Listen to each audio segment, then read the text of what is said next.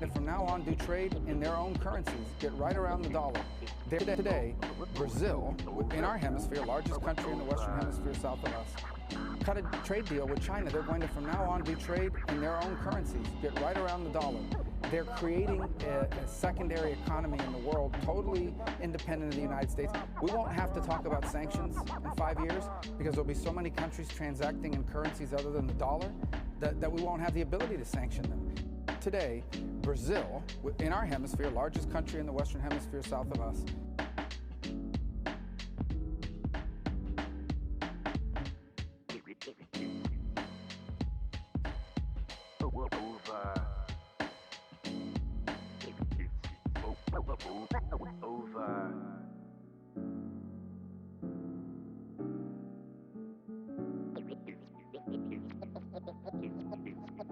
It's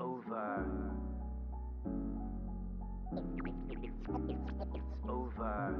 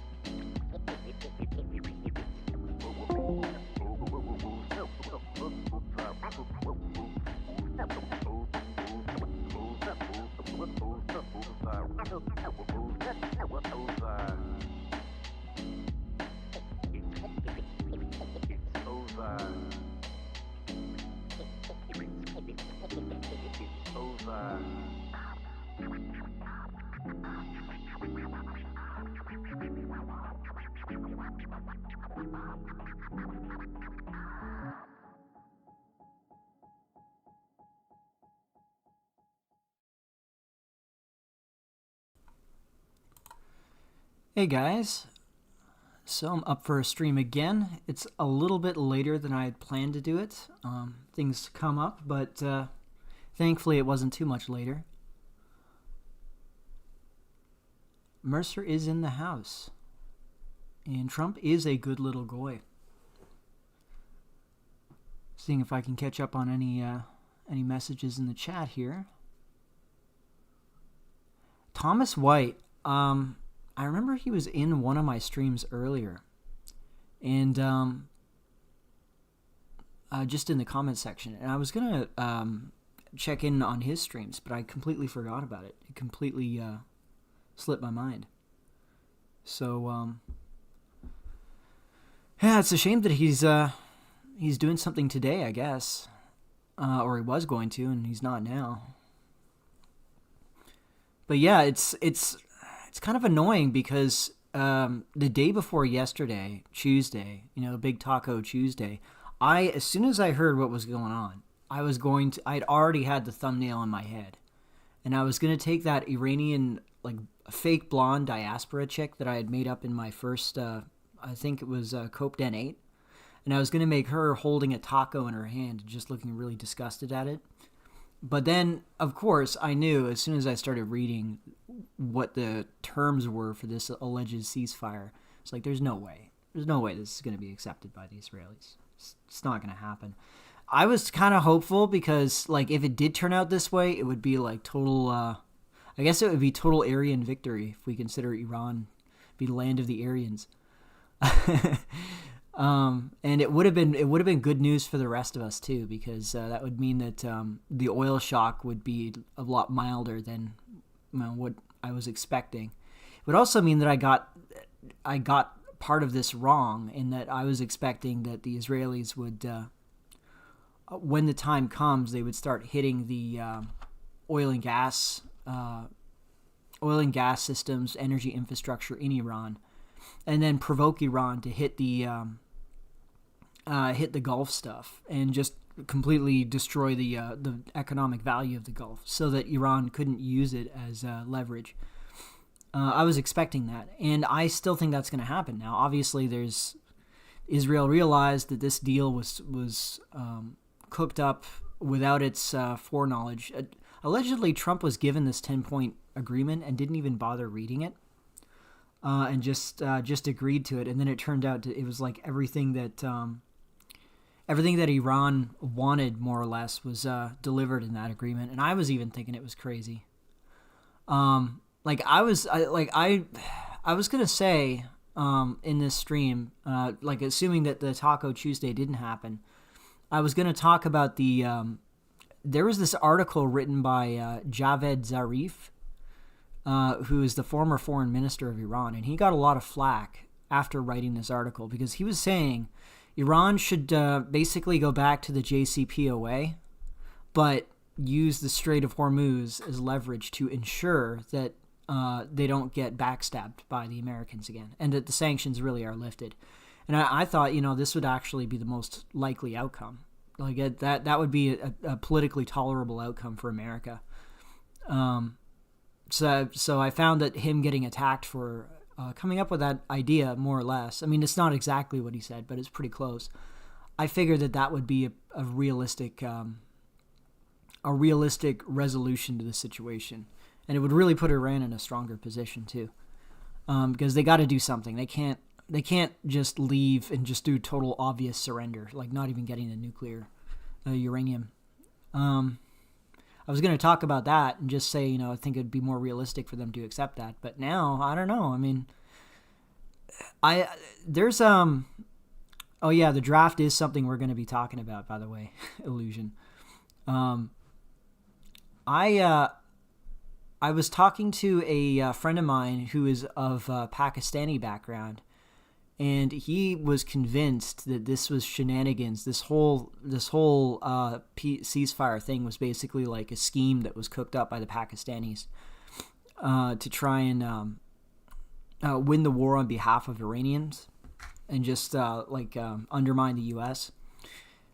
And I'm not so sure about that because looking at what has happened since then, it's obvious that this thing, at best, it's sort of just a change in tempo. Like it's like a staging point for starting a negotiation at best. Like I when I was reading the thing, I was like, there's no way this would be accepted. Like as soon as this hits at best, this would be seen as like an embarrassment by Pakistan towards the U.S.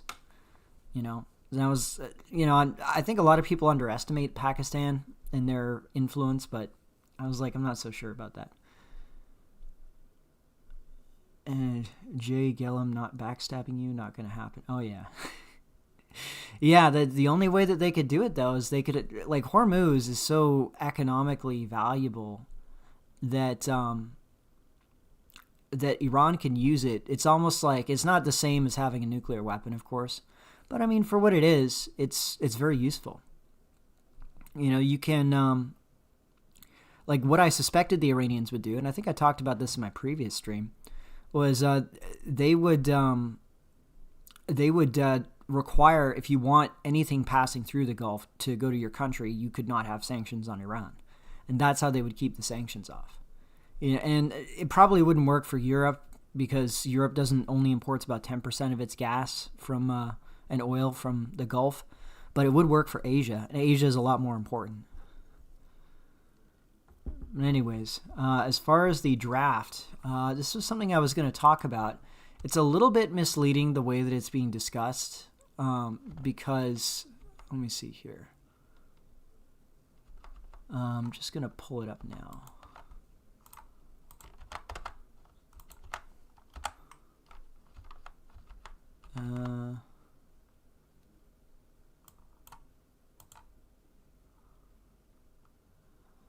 There we are. So this here, eligible men will be automatically registered for the draft pool under rule change. So this is a little bit misleading in that this was not arrived at yesterday. This was in the books since December. I believe this was like the most recent sign off on this. And of course, the goal is they want to streamline. Oh, this is Melania Trump. Melania is saying, I don't know anything about Epstein. Yeah, whatever. If you actually look into the story there, some of you guys will know about Blackpilled or Devin Stack. He did this, and there are things I disagree with him on. I don't agree with everything he says, but he did a really good thing on Trump where he just showed all the connections. Like, not just with Epstein, but like with all these basically Jewish mobsters. And Melania Trump, it's no secret that she was introduced to Trump through Epstein. So it's quite funny. Anyways, the United States is planning to automatically register all eligible men aged 18 to 25 into a military draft pool under a proposed rule change that would come into effect in December if approved. So this is more of, I wouldn't even call it scaremongering, because the U.S., first of all, you have to look at the quality of the recruit pool. There was, actually, I'm going to look that up, because I remember reading this, majority of teams do not fit for, let's see here. Here we are. This is what I'm looking for. So this is from 2022.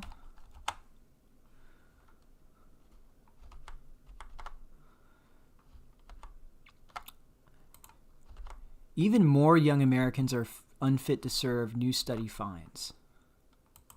Okay, let's see what's going on here.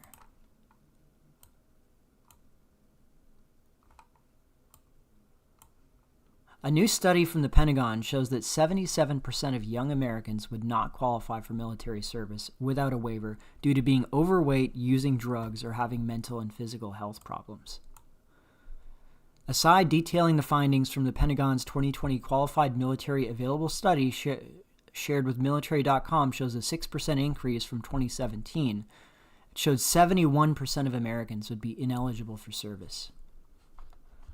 Now, you could say that, well, in a situation where it's kind of like, if you know anything about Vietnam, the way they got around this, they were known as McNamara's morons, and they reduced the IQ limitation for drafting in order to get like low IQ retards basically to be cannon fodder in the front lines. And you could say, well, maybe they'll do that again, but they already lowered the IQ qualifications. I believe at the time that Vietnam was happening, the cutoff for mental retardation was 85. Now it's 70. So I believe that's already cooked in. And then, but then on top of that, like you can toy with those sort of parameters as much as possible. But when it comes to physical fitness, it doesn't matter how much you lower the standards. You can't make these people carry like 80 pounds in a desert situation for like hours at a time. It's just not physically possible. So I think I don't think that even if they were able to successfully draft people, which I also am very suspicious of, there's nothing that they could really do about the physical quality of the troops. They would need to basically boot camp them for months in order to get them in shape.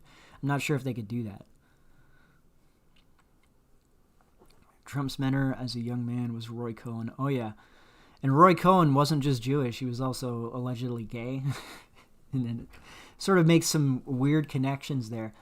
I think I talked about this in my last stream as well, where there's this weird thing with gays. They're able to network, and I mean network career-wise, way more effectively than straight men, because like there's like no degree of separation between like younger gay guys who are ambitious and older gay guys who have resources because they just hook up, you know? Whereas obviously for straight men, there's none of that, you know? Like you might have like friendly relations, but you don't have that kind of exchange going on. Whereas with gays, that's how they're able to, that's why you see like there's these weird, and you know, I almost got to be careful what I say on YouTube, right?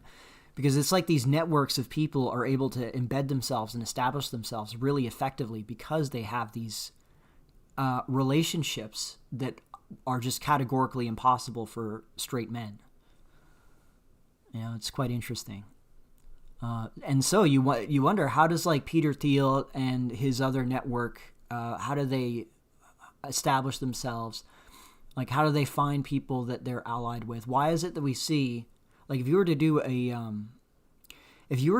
a survey of these powerful connected billionaires, and you were to survey their sexual orientation, I guarantee you it wouldn't just be overrepresented in their ethnicity, it would also be massively overrepresented in their orientation for that reason. It's like a self-selecting phenomenon. Yeah, Trump literally got free promotion from Hollywood in the music industry for 30 years. Yeah, I remember that. And another thing that's not that well known that, what's his name? Devin Stack talked about in another one of his streams on Trump, or it might have been the same one.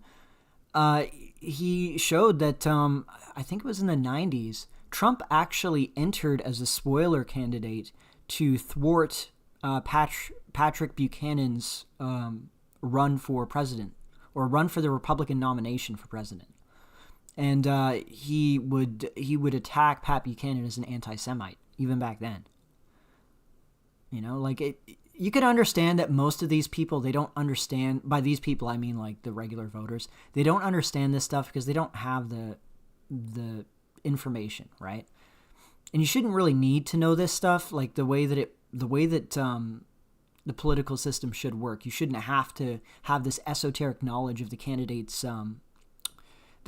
like ethnic affiliations and their where they're compromised, you know. But again, this is one of the problems. I remember I was having this conversation on Discord, which, by the way, here, I'll shill it now. If you guys want to join our Discord here, let me see here. Let me generate an invite link.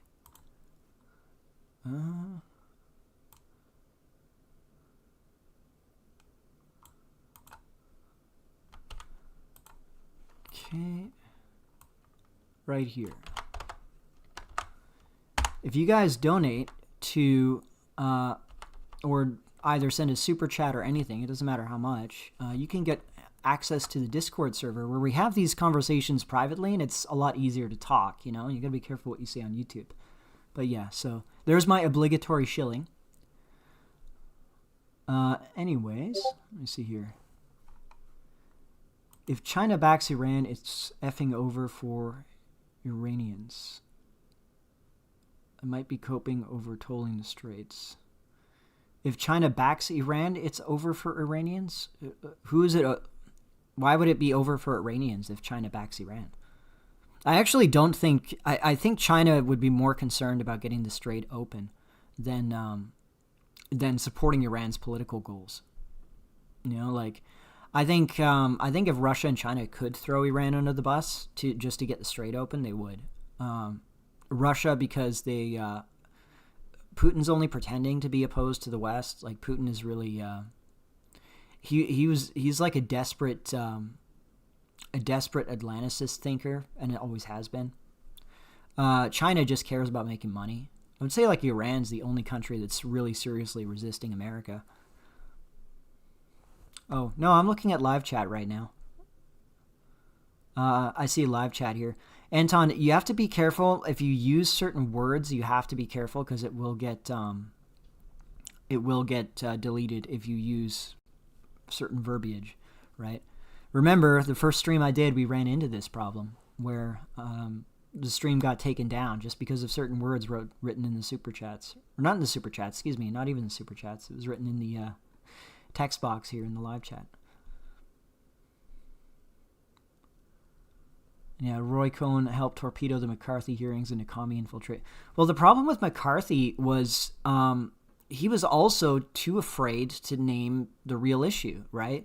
Like, he would talk about the communists, but then every communist that he brought over would have a name like Goldberg or Rosenberg or Goldstein or Cohen. And it's like, well, I see a pattern here. It's not just communist affiliation. There's another pattern that I'm detecting here, but he was just incapable. He was too afraid to go after them. And as a matter of fact, if you look at the McCarthy's hearings that he would do, they would always make sure to get a Jewish lawyer in the front prosecuting. Like, for example, the Rosenbergs. The Rosenbergs, it was a Jewish lawyer. I think it actually was Roy Cohn. That was it was either Roy Cohn or it was another one that was connected to Trump.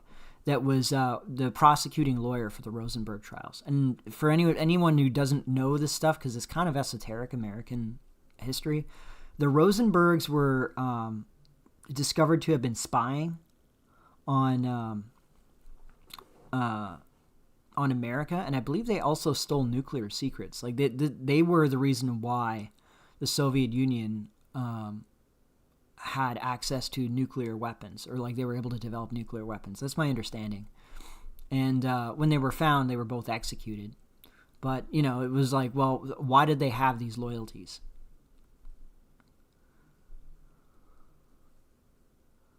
Oh, I read that part, Anton, but it wasn't really something I could comment on, you know? Like Romania, yeah, Romania kind of sucks. It does. You know, I imagine it's a nice place to visit, but... Oh, you meant Iran had forced into peace by China. Yeah, the thing is, I think if Iran... Because, like, the Iranian government realizes that if they get forced into peace, or, like, China threatens to withdraw support, the Iranian government could just take the whole Gulf down with them.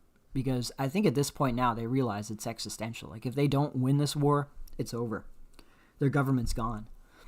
And government is really interested in its self-preservation, right? So I would be surprised if the Chinese have that much leverage. Because, again, the worst-case scenario for China would be the Gulf gets annihilated, which I think is going to happen anyways, because the Israelis will do it. And China's hoping that... China might hope that they can... use that as leverage, but I'm not so sure. Off topic, Macedonia and Rome should have left Judea alone from the start. You know what's funny about that? If you read Kevin MacDonald's book on them, Separation and Its Discontents, he talks about how the Jews actually reached their peak of power, after the fall of Israel and the destruction of Israel, because they became this international, but like highly tightly integrated, internationally distributed community throughout the Roman Empire, and they were able to take advantage of how tightly connected they were to each other to outcompete all the locals and use their international leverage. And you see something similar with what they did in Europe, because what you would see in Europe is that you would have, for example, the Rothschilds. They would have local cadet branches of their dynasty all throughout the different major powers of Europe, and they would trade information with each other about what was going on, so they could act strategically on the markets ahead of time. Like, for example, I think it was the Rothschilds that shorted the British pounds during the Battle of Waterloo, and they spread this false rumor that the British lost the Battle of Waterloo, and they shorted the pound in order to trigger panic, so the pound was shorted, but then they bought it up at its bottom. And when the news broke that the British actually won at Waterloo, they made an absolute killing. They made the equivalent of billions of dollars on that. So it gives them a unique advantage, being this sort of decentralized international community or clique that they would not have if they have their own country. And that's also why I'm not exactly categorically anti-Zionist. I think it would be better for everyone if we could sequester them in their country and not have them as this international clique, though, that creates a whole host of other problems that we've seen with Israel, right? So it is a complex issue. But anyways, as far as Americans go, I don't think you have much to worry about with the draft, because, just to bring it back to what I talked about in my first stream, they don't have the morale to fight a grounded war like they did. Like, they barely had the morale in Iraq. Here's something that people don't realize. The Iraq War in 2003, the Americans, they had like a high morale for fighting the war. Most Americans supported the war. I think it was like 70%. But even then, if you look at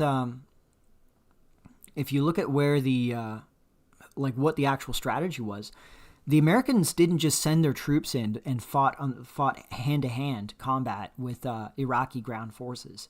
What the Americans did is what the Israelis do. They sent their air force in, completely annihilated everything. They just flattened everything, destroyed everything, and then after the fact, they sent their troops in. And it was the ground forces were almost a cleanup crew just to capture the territory. And they did take some casualties, but it wasn't anything like what a proper ground invasion without that total air dominance would be like. They can't do that now. This is impossible now. If they wanted to send in ground forces, they would be getting hit with these FPV drones left and right, like what's happening in Ukraine. It's somebody brought up to me when we were talking about it in Discord, Karg Island. This idea that you can take one of these islands, or Keshem Island in Iran, and this guy brought up Snake Islands. If you guys remember what happened, I think it was a year or so ago, maybe 2 years ago, in the Russia-Ukraine war, the Russians had captured an island, I think it was on the Black Sea, called Snake Island, and the Ukrainians just shelled it nonstop. And so, the Russians successfully captured this island, but it made them a sitting duck. It made them an easy target for the Ukrainians to hit with their artillery and drones. And eventually they had to abandon the island, because what are you going to do with it? You can't hold that island, right? That's just going to cause constant attrition, because the enemy has a clear shot to you. The Americans are going to be facing the same problem. Except, unlike Ukraine, which is like completely flat steppe territory. So you can see things coming from a mile off. You know, like there was this really crazy video that came out of, I think it was Bakhmut, where this Chechen division was driving out of the city, and they were being chased by this FPV drone. They managed to see it. It was far enough away that they were able to clock it on sight, and they were able to shoot it out of the sky with their own conventional small arms. And it was like a really dramatic scene, because obviously if that drone had hit, it would have exploded the whole truck and everyone would have died. But they were able to spot it and shoot it out of the sky before that happened. And then it was like, Alhamdulillah, like, because these were Chechens, right? So it was like a great victory. But in Iran, you're going to be dealing with like this enormously, extremely rugged, mountainous terrain with all these twists and turns. And the Iranians will have complete control of information and flowing through that terrain, because they will obviously, this is their ground level. They'll have all their back doors and all their underground bunkers and locations built in already for them to use as defensive locations. They will know where the Americans are. They'll know how to hit them with these drones. It would be a total unmitigated disaster if they attempted to invade the Iranian mainland.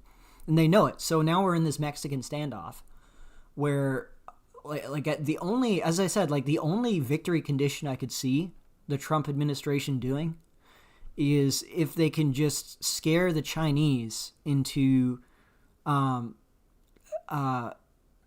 thinking that the Americans and Israelis will destroy all the Gulf's energy infrastructure.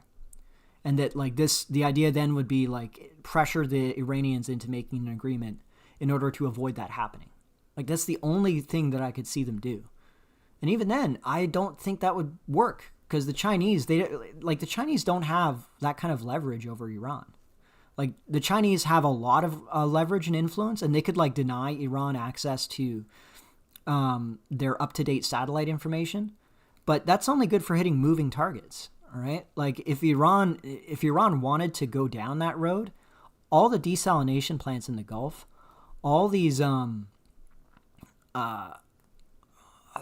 oil processing facilities, whatever, they're above ground and they're static. Like they haven't been moved, right? So they're sitting targets. They're easy to hit, okay, with drones and missiles, especially now that the interceptors are almost run out, right?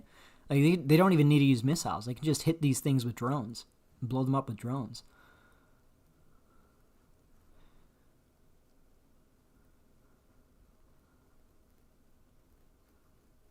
It's funny how shit I asked you about months ago, whether or not to be a reservist, pointless since Romania abolished Western-style reservist programs, relevant now. I don't think Europe is ever going to have an issue. Like, look, I think Russia's going to win the Ukraine war, but win in quotations. Like, win in the Ukraine war would be basically the current status quo. In like a demilitarized zone. So they'll control Donbass, they'll control the southern strip that connects to Crimea, and they'll get Ukraine militarily neutral and not joining NATO or anything, and demilitarized. Like that's what they would win, and that's effectively, if you consider what they've spent politically to get that and in bloodshed, it's going to be a disastrously Pyrrhic victory. So it's probably the biggest mistake they've ever made, is getting baited into Ukraine. So I don't think that after that war is done, they're going to try and go after any other countries, because at that point then it'll be like it'll sink in after the war is over that this was disastrous in terms of what they spent to get it, and they're just going to be like, no, we're not going to tolerate any more of these wars. So I don't think you have anything to worry about. If anything, you have more to worry about the U.S. attempting, like, there's this weird thing going on where the Jerusalem Post, here, actually, I'll pull this up. Hold on. Jerusalem Post, Turkey.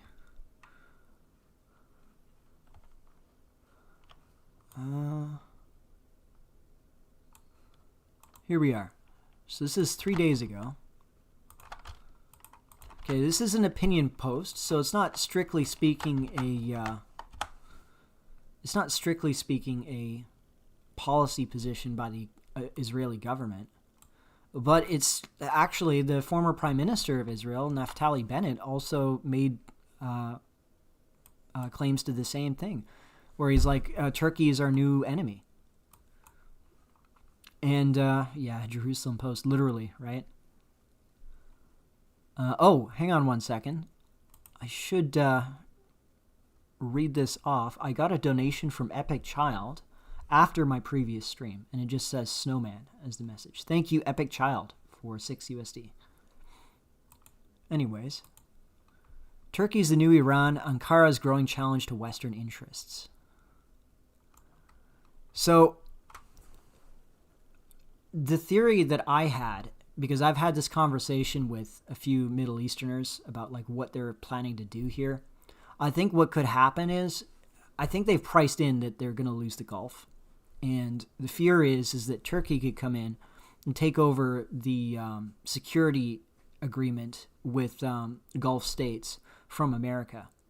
Because Iran and Turkey have pretty good relations, and Turkey is a serious military contender. Like they're other than the U.S., they're the only serious military in NATO.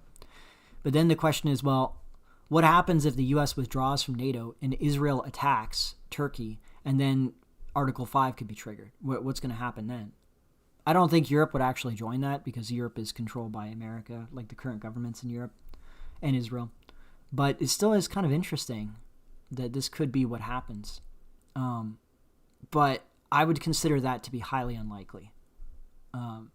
Because I could see Turkey, if they were able to take over the security of the Gulf states and maybe get like a petro-lira thing going, they could become a really powerful country.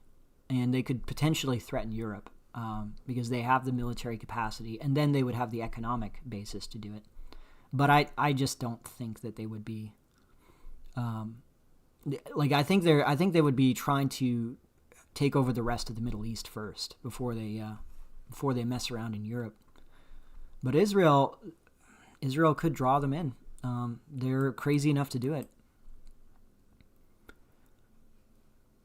And NATO militaries haven't even fully integrated FPV drones into their combat doctrines yet. Yeah, they should be thanking Russia and Ukraine for giving them the latest meta on what wars are about now. You know, like nobody does conventional military operations where you just bomb everything with your Air Force and then you walk in afterwards, you know. Even if they were able to do that, they're going to be hitting them with drones left and right. And it's just not a sustainable situation. This is why I think, and as soon as this happened, this is something else that was pointed out. As soon as you start getting these FPV drone footage of Americans getting blown up, that's going to immediately have a much more severe effect on morale in America than, for example, the Iraq war casualties, where you just hear about people like, okay, some guy got blown up in a roadside bomb and it's reported in the news, and you see like a portrait of him and everyone's sad, right? It's a completely different situation when you're seeing people's arms and legs getting blown off in real time. And that's gonna scare a lot of people. And there's this weird, when I talk to the neocon types in America about this, and I argue with them about this, they'll say like, well, we have this will just rally people around the flag. Like Americans, when they see that they're getting blown up, they're gonna want to fight to defeat the enemy, like Pearl Harbor. I'm like, no, this isn't the same America, right? Like America is able to have a government that treats its own people like and its own original nation. If you think of the American nation, it's not just whites, but like the WASPs and the Southerners, which were like the founding American nation. They're able to treat them with total contempt because America is like a dodo. And by extension, Canada is as well, and so is Australia, because we don't have any real enemies. We can't, unlike, for example, Poland, let's say, we cannot be invaded from a foreign country on the ground level. Like Poland, in theory, could get invaded, right? They do border Belarus. They have that. Russia has that launching point that was former Königsberg, And in theory, Poland could get invaded, right? So it actually makes sense for the Polish government to take the situation of its young men more seriously. Not necessarily that it does a great job of it, but they still have that incentive. Whereas in America, everything happens on the other side of the planet, right? So American government doesn't have to take seriously the morale of the average American, and they don't take it seriously. Which is why if they got into another real ground war, it would be nothing like World War II or even Vietnam. And Vietnam was bad. Like, people didn't like the morale in Vietnam was not good. Like, there was a lot of opposition based on the casualties, among everything else. So I have a feeling that this is just going to end up with a Mexican standoff. Trump is going to attempt to scare China into pressuring Iran, but I don't think Iran would buckle to the pressure. They have no incentive to buckle to the pressure, right?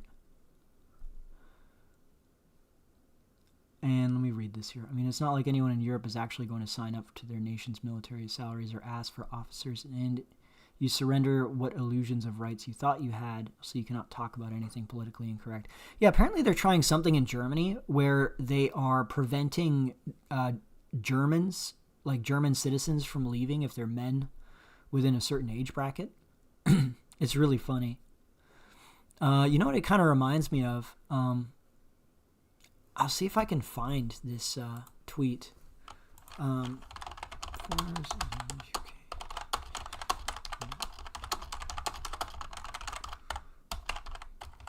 Let me see if I can find it. Let's see here. There was this, there were these guys that would go around interviewing random foreigners in the UK. They'd be like Pakistani, second gen, third gen, whatever. And other ethnics in the UK. And they were like, if the UK was attacked, would you fight for it? And they would, they didn't even just like say, oh, I'm not sure about that. They were like, fuck no, hell no. This isn't my country. I don't give a shit. I would get out of there as soon as possible. And it's funny because it's like, well, why wouldn't they have that attitude? I would have the same attitude as them. And I consider myself at least half English. But these foreigners, why would you, for like this economic zone, why would you sacrifice yourself or risk your life? Yeah. Hey, Ali Ayad. My government told me, a straight white man, I'm not needed, so I'm sitting this one out. I don't know. I mean, you're seeing the military advertisements. They're now having a bunch of white people in them. That's usually a bad sign, right? When you start seeing the military advertising and you see a bunch of these tough-looking white guys shooting bombs and jumping out of planes, you're like, oh, okay. It looks like they're taking this one seriously. I don't know, though. Like, I remember... yeah, I can't find that video. That's a shame. It was a good one. But I can pull up willingness to fight for country...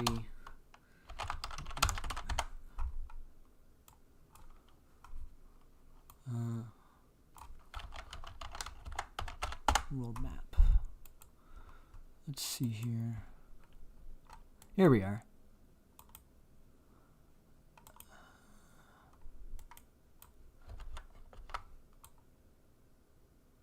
Oh, fucking Reddit. No. Just show me the image, please. There we go. So this is willingness to fight for country.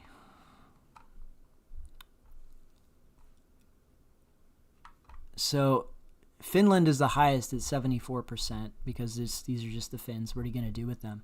But look at Western Europe. Like I think I remember reading Germany's exact numbers, and it was like 18% or 17%. And remember, this is including all ages, right? Now, obviously, what boomers would be saying when they take these tests is that they would be imagining if they were young, would they fight for the country? They're not thinking, okay, I'm 65 and a pensioner, I'm going to pick up a gun and start shooting now. They're thinking, well, if I was 20 again, yeah, definitely I would fight for my country. Okay, and so they're probably a lot more gung-ho, because it's not even a hypothetical that applies to them, than young men, right? And you can only imagine what the young men would be saying about this. And what's interesting is that you saw something similar for Japan. Let me see if I can pull up Asia. Here. This is another one. So look at Japan and South Korea. I remember I talked about this in one of my earlier live streams as well. But it really goes to be reiterated here. Who's going to fight? Okay. Like China, I'm dubious as to China's willingness to fight a real war, like a real protracted war. Because the Chinese have shown that they're a little bit pussyfooted on this. They'll try and avoid it as much as possible. But I do think that if push came to shove, they would be willing to put boots on the ground, right? But look at Japan. And it's funny because I'm seeing people say Japan is going to rearm itself. They're going to be a serious military again. I've seen some weebs talk about this, and I'm like, no, I don't see this at all. Well, first of all, it's not strategically possible because Japan doesn't have, it's not energy independent.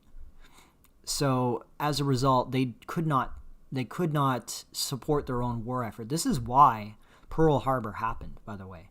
The Japanese are not stupid, right? Like they went after Pearl Harbor because they were facing a situation where they would collapse their whole empire. Like they would run out of oil, all their energy would disappear, and they would collapse because the U.S. put sanctions on their oil imports. So it's not something that they could actually manage independently, right?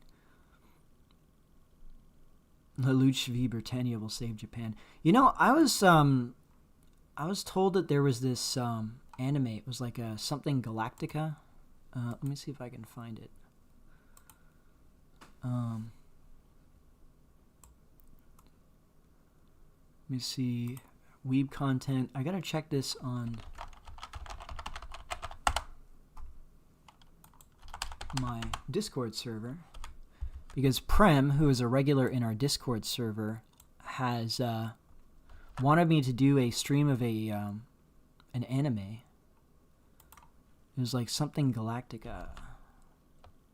And it's funny because the anime that he was recommending that was really good was let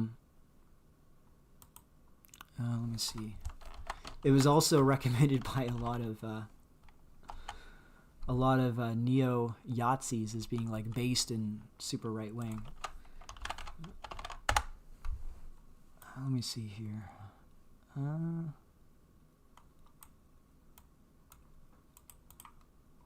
It was sort of like a space opera, but it was done in a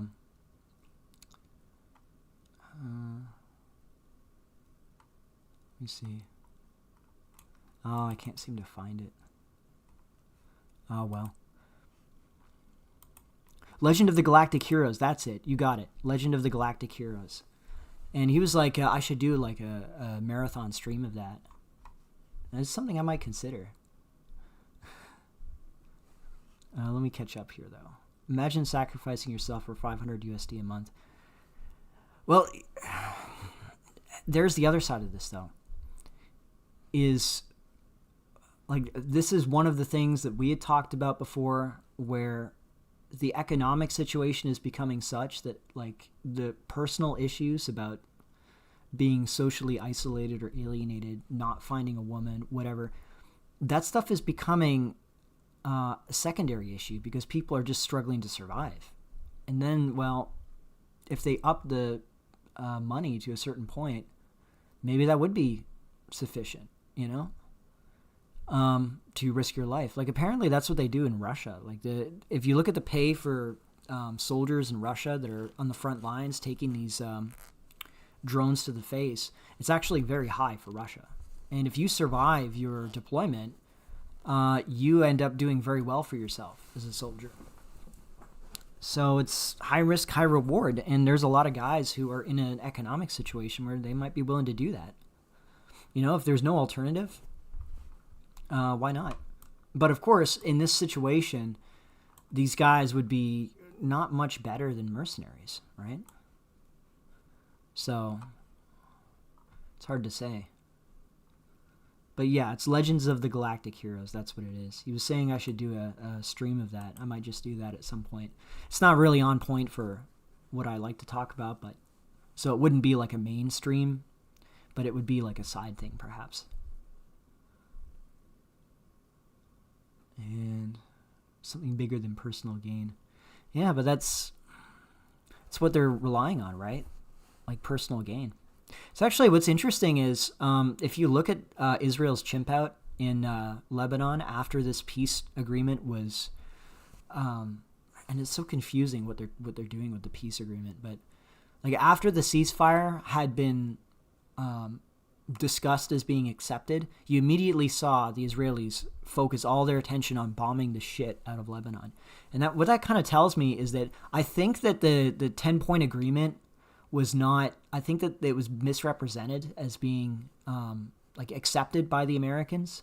But I think that what the Americans were saying is that they want to end the war and they're going to start negotiations based on these points.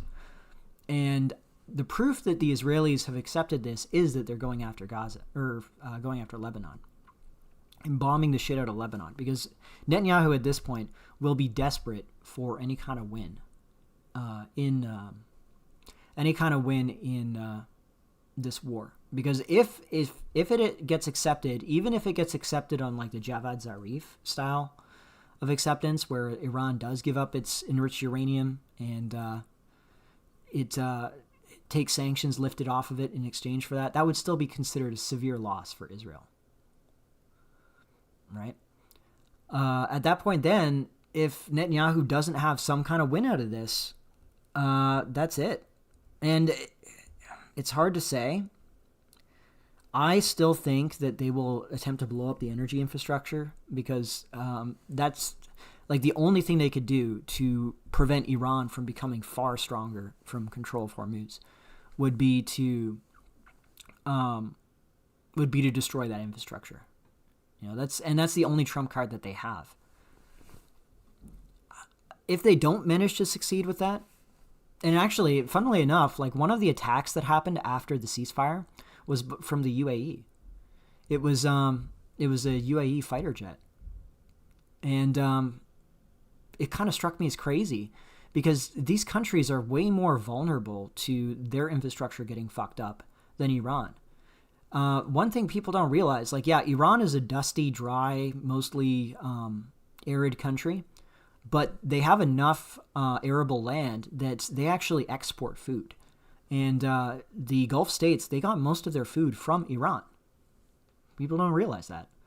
And only something like 3% of Iran's drinking water comes from desalination plants, and it's almost all on these islands, right? The Iranian mainland, they don't have any of that. Whereas these Gulf countries are just desert. They don't grow food. They're not food dependent.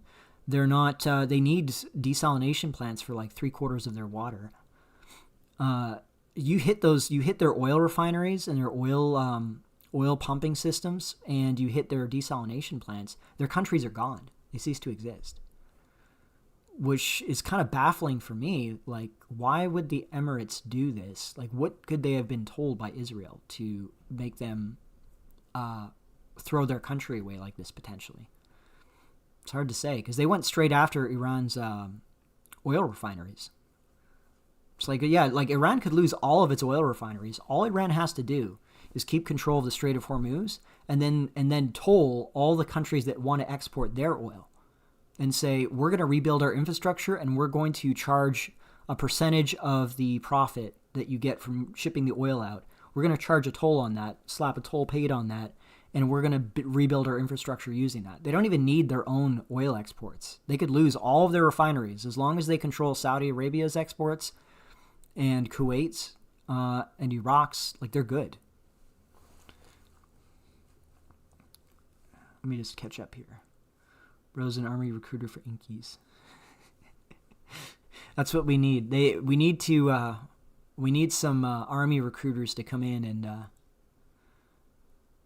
like, what would they even say to us? Like, you'd have to promise like a GF, a loyal GF that will be our trad wife, in order to get us to fight for them in a war. And the average Yankee is not even going to be that useful in a war. Let's be completely honest here, guys. Let me see here. Not fighting for 300-pounded, blue-haired margarine faces. Yeah, I don't think anyone is. It's weird, though, because how, as America, how do you project power when you can't put boots on the ground? You can't tolerate people dying on the ground in order to secure the land. It's like this is why the Houthis won in Yemen, and they're able to still do what they're doing, because the Gulf Arabs couldn't put boots on the ground. They don't have their own soldiers.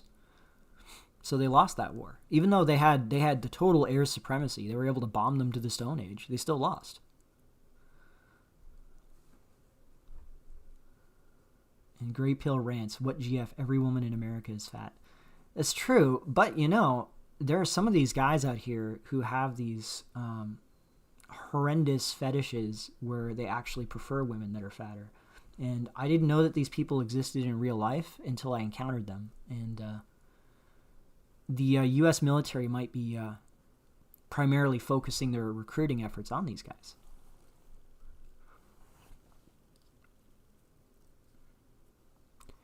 Let me see what else you got here.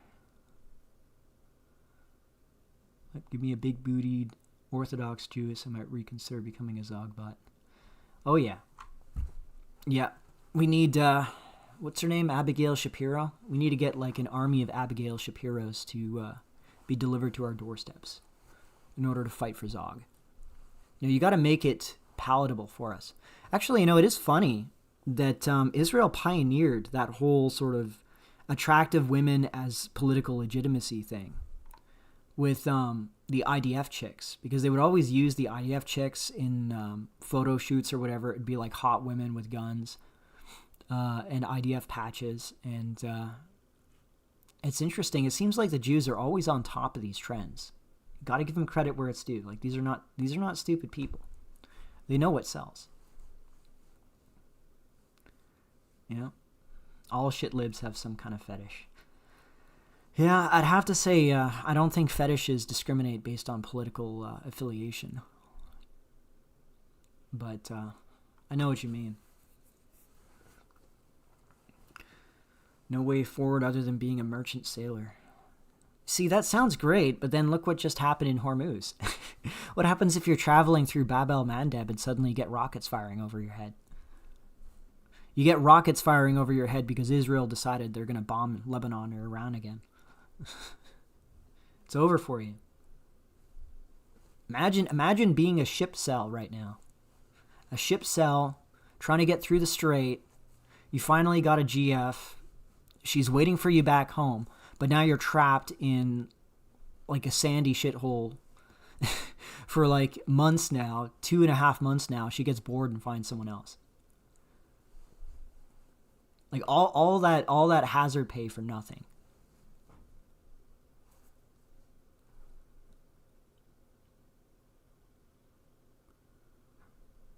Let's see here. I was trying to explain why some of you guys willingly chose combat roles. You know what's funny? I remember when I was in high school, I would have conversations with guys who wanted to join the military. Now, obviously, this is Canadian military. I think it was like Canadian Special Forces. And the consistent thing I would get is like these guys who are like, yeah, I want to kill people. I want to do this and that. It's this weird sort of psychopathic motivation. I never understood that. Like, I've never been somebody who's a pussy about these things and, cries over, if you kill your enemies, they win. That famous Trudeau quote. Never believed in that. But at the same time, there's just something ghoulish about relishing killing people just for the sake of it. And you also wonder, do you think these soldiers who are just in it to be psychopathic like that, do you think they're actually going to be good combat soldiers? Because these are going to be the kind of people that will do things that get you done in for war crimes later. And you could say, well, the victorious party never has to deal with war crimes. Well, these things get revealed domestically later, and then it becomes a disaster for trying to drum up support for any future war. Because they'll see like psychopathic behavior in the military, and they'll say, well, our troops are evil, our government is evil, we're going to burn the American flag and spit on the soldiers wherever we see them. That's what happened in Vietnam. So these people, it's like these are the only motivations you have. You have the psychopaths that just want to kill people, and then you just have the mercenaries who want money. And again, I'm more sympathetic to the mercenaries because I completely understand that point of view. But at the same time, it's like, for example, the casualties that you've been seeing popping up, like the confirmed casualties on the American side, and then people are weeping over like a 20-year-old that was on a ship that got blown up or whatever, or in a base. But my thinking is, yeah, but you signed up for this. Yeah, you expected this to just be like a jobs program where you get paid to sit around and do push-ups and maybe stay on a ship for a little while. But the whole point of being in the military is that once any combat mission happens, like once that starts, you're a potential target. Okay? Like that's the whole point of being in the military. Yeah, it's a jobs program until it's not. And you signed up for this. So what are you going to do? In the U.S. military, once you get I think it's the GI program or whatever, or it's not the same as it was back in World War II, but I mean, there's a pretty good honorable discharge program, I'm pretty sure. Like if you serve for a certain number of years, especially in combat, it can be pretty lucrative. And there's also, in America, you can really abuse the fuck out of the VA system by claiming to be disabled with like PTSD or whatever. And you could be total bullshit. It doesn't matter. Like there's no way to prove it. And you just live on a really comfortable neat bucks for the rest of your life. Apparently the fraud in the claims of disability due to post-traumatic stress is just astronomical. I don't blame them. I mean, I would do the same thing if I were them. I mean, I have like zero ethics when it comes to when it comes to our military, our armed forces. What career options are left? I think AGI is coming next year. Goldman and WEF reported that their investment of AI will automate 80% of white-collar jobs in late 2026. This is... there's a guy that is in our circles who we talk a lot with him on this topic. His handle on Discord is Drawlix. And maybe I could bring him on at some point to talk about this because he has firsthand experience in it. He's a senior software engineer. And he's telling me that it's at the point now where he's not even really writing code anymore. Like he's using these agents, like these Claude agents, and they're doing all the processes for him. And he just has to touch them up a little bit. And we're talking like compressing work that would have taken months into like a week. And that amount of productivity increase is really catastrophic, right? And it's ironic because you would think like any productivity increase should be a good thing, right? Because it means that you can, it's like the Jetsons. If you guys have ever seen the Jetsons, where it's you're supposed to work like 2 hours a day pushing a button, and that's what people in the 50s imagined the 2000s would look like, because they would think, well, the productivity increase is just going to keep going up. That means that people will have to work less. They can work less for the same amount of money. It'll be like post-scarcity paradise. But as a matter of fact, what happens is the other way around. As productivity goes up, there's demand for work goes down, and you have more unemployment, and you have more precarity in the job market. If you're because there's fewer people needed for the same output, right? So in the conversations we had about this, I've settled on the primary thing that you want for the future, I think, is materially productive assets. And by that I mean, for example, the simplest example of this would be like if you own farmland, for example. Like there's a guy in our circles on here, I won't name him, but he's European and his family owns, I think it's like a few hundred acres worth of farmland, and they lease it out to a business that uses the farmland to grow sunflowers for sunflower oil. And they make quite a decent, his grandmother owns the land, and it's like the equivalent of a pension, basically. And it's a really comfortable pension, the amount of money that's being made from this. And it's a passive income that, because people always need to eat food, that's never going to go away. You know, like there's always going to be a demand for a productive farmland. Right? And I was telling him, like, the best thing that he could do is figure out how to secure that land, and so that he can make use of it productively. Other than that, like anything that if you can own land that you could rent. I mean, I'm not somebody who supports residential renting. I think that's very parasitic. But for example, if you own like warehouses and you can rent them to people, that's another thing that can make money. Another thing I think that's going to happen is as the AI, because the AI bubble is inevitably going to pop, and you're going to see a massive reduction in services, with a few exceptions. Like I think Claude is going to survive. Probably if I had to guess, I would say ChatGPT and Grok are going to be like the normgroid AIs that people just use for random things. And Claude will be the more professional tier AI that's used for business productivity purposes. But other than that, I think they're all going to just go the way of the dodo. Because when the investment's pulled, and the energy costs go up, it's just not going to be justifiable. As fun as it is to create these AI generated videos, some of them are really funny. You just can't justify it materially. You know, so that's going to happen, and then once we see AI productivity get locked into the business sphere, I stand by my prediction that we're going to see people start to offshore themselves. You're going to start seeing Americans, and particularly Americans, it'll be centered in America, but I would also include like the wealthiest Western countries as well, are going to start offshoring themselves into poorer countries in order to sell their services for less, in order to compete with the productivity gains of AI, and also in order, because here's the problem, okay? How can you justify, if you're an entry-level engineer, how can you justify the wages that you would be demanding as an entry-level engineer in America when the same product can be outsourced to like an Eastern European country for half the price? Not even talking about India here, because people will come back when it comes to India outsourcing, they'll say, well, there's issues with quality control, and it's true. There are issues with quality control.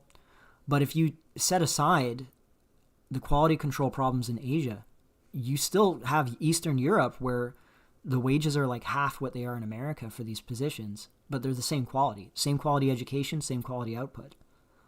Why wouldn't you just do that? And then once those guys are senior enough, if you want to bring them into the company like in America in order to have more direct influence on what they're doing, or maybe have them train other people in America, you just bring them in. You bring them in on an H-1B, or bring them in on I think it's like the O2 or something like that. Why wouldn't you do that? You know, why do you have to deal with Americans at all? That's what I was saying. It's almost as if the American economy is this, or the American country, nation, is like this appendage that's stuck to this international economic system that controls America. And you really get the impression from the business class that they really don't like being stuck in this position.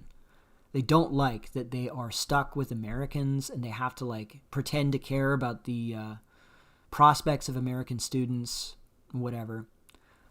They would rather just be like the beachhead of the global economic network, and they can just move people in and out of their countries towards America whenever they need them in America, or just outsource the work to America and centralize the financial aspect of it in America. That's what I think they want.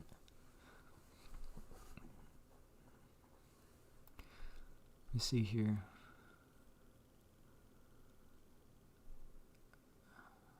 Read a news interview with a Croatian merchant vessel crewman, and he said that interestingly, Iranians warned the ship that is about to be struck by a radio, and which ship part will be targeted.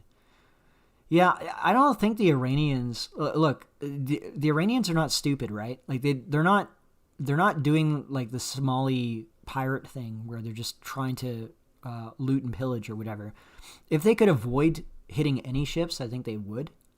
Because obviously they want to profit from the Strait of Hormuz as well. They don't want to turn Hormuz into a no man's land. So they're probably doing what they can to minimize casualties as much as possible.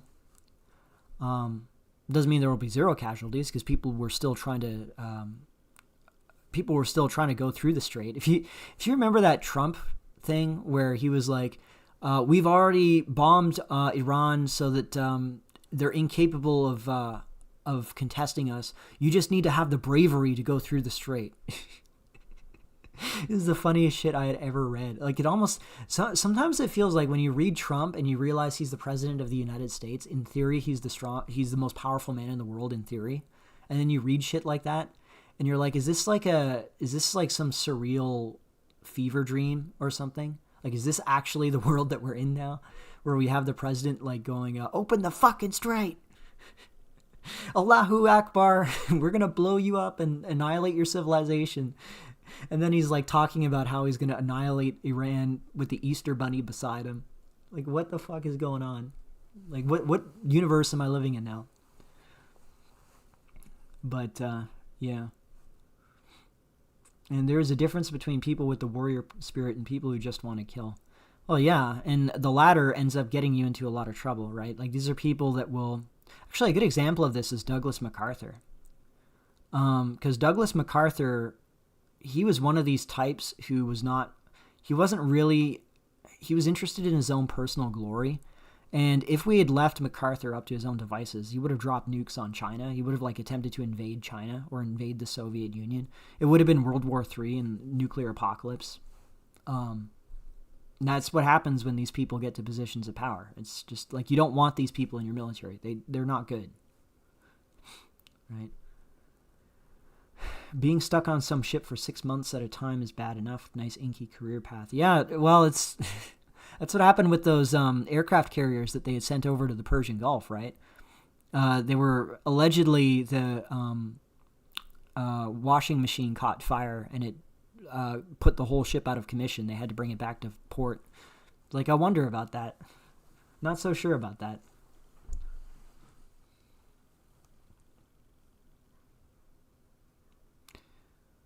People are still massively traumatized and quitting, but are stranded in front of Hormuz for the duration. Are you talking about traumatized from the war, like getting targeted with drones? Oh, definitely. But what are you going to do?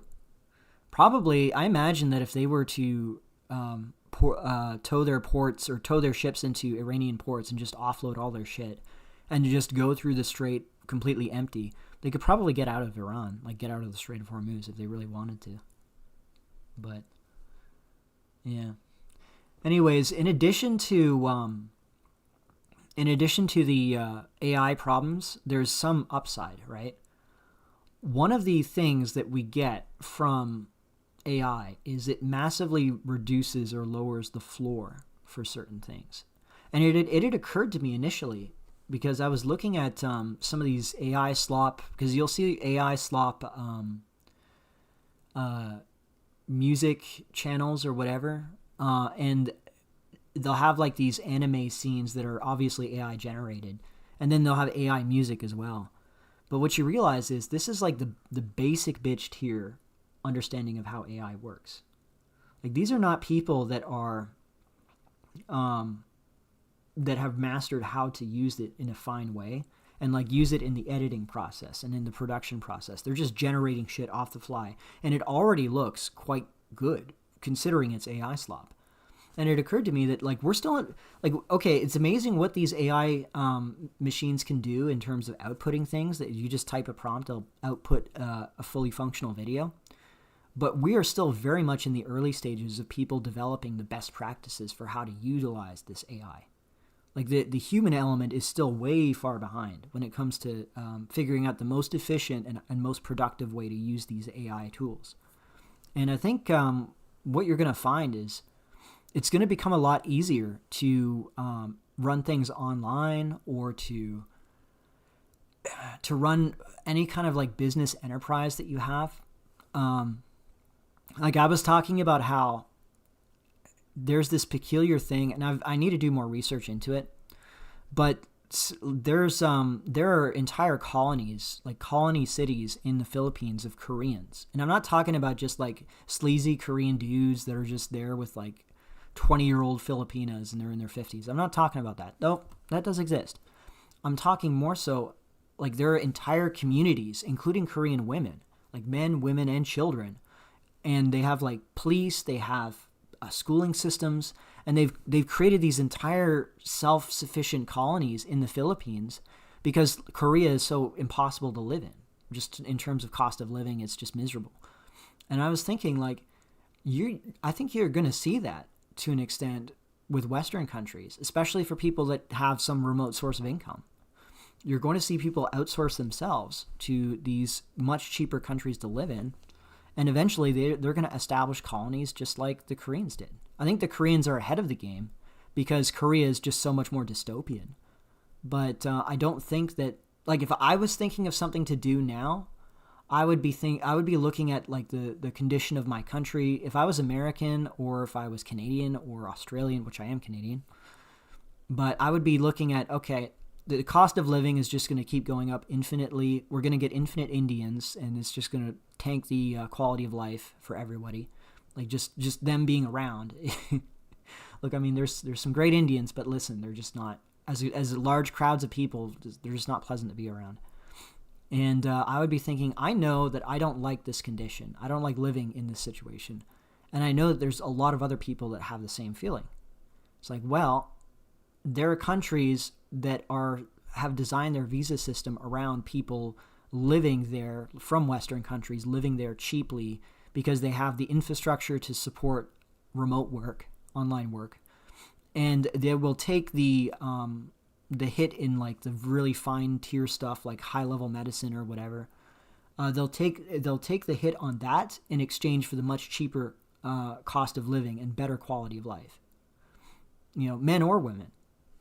You know, and I would say I'm going to look at how I could facilitate that and how I could create services on the ground level in whatever country I choose. Let's say, I don't know, let's say Vietnam or Malaysia, let's say. I would figure out how do I know that there's going to be an expat community of my general background, like Anglo-speaking first worlders that are going to come here for the cost of living.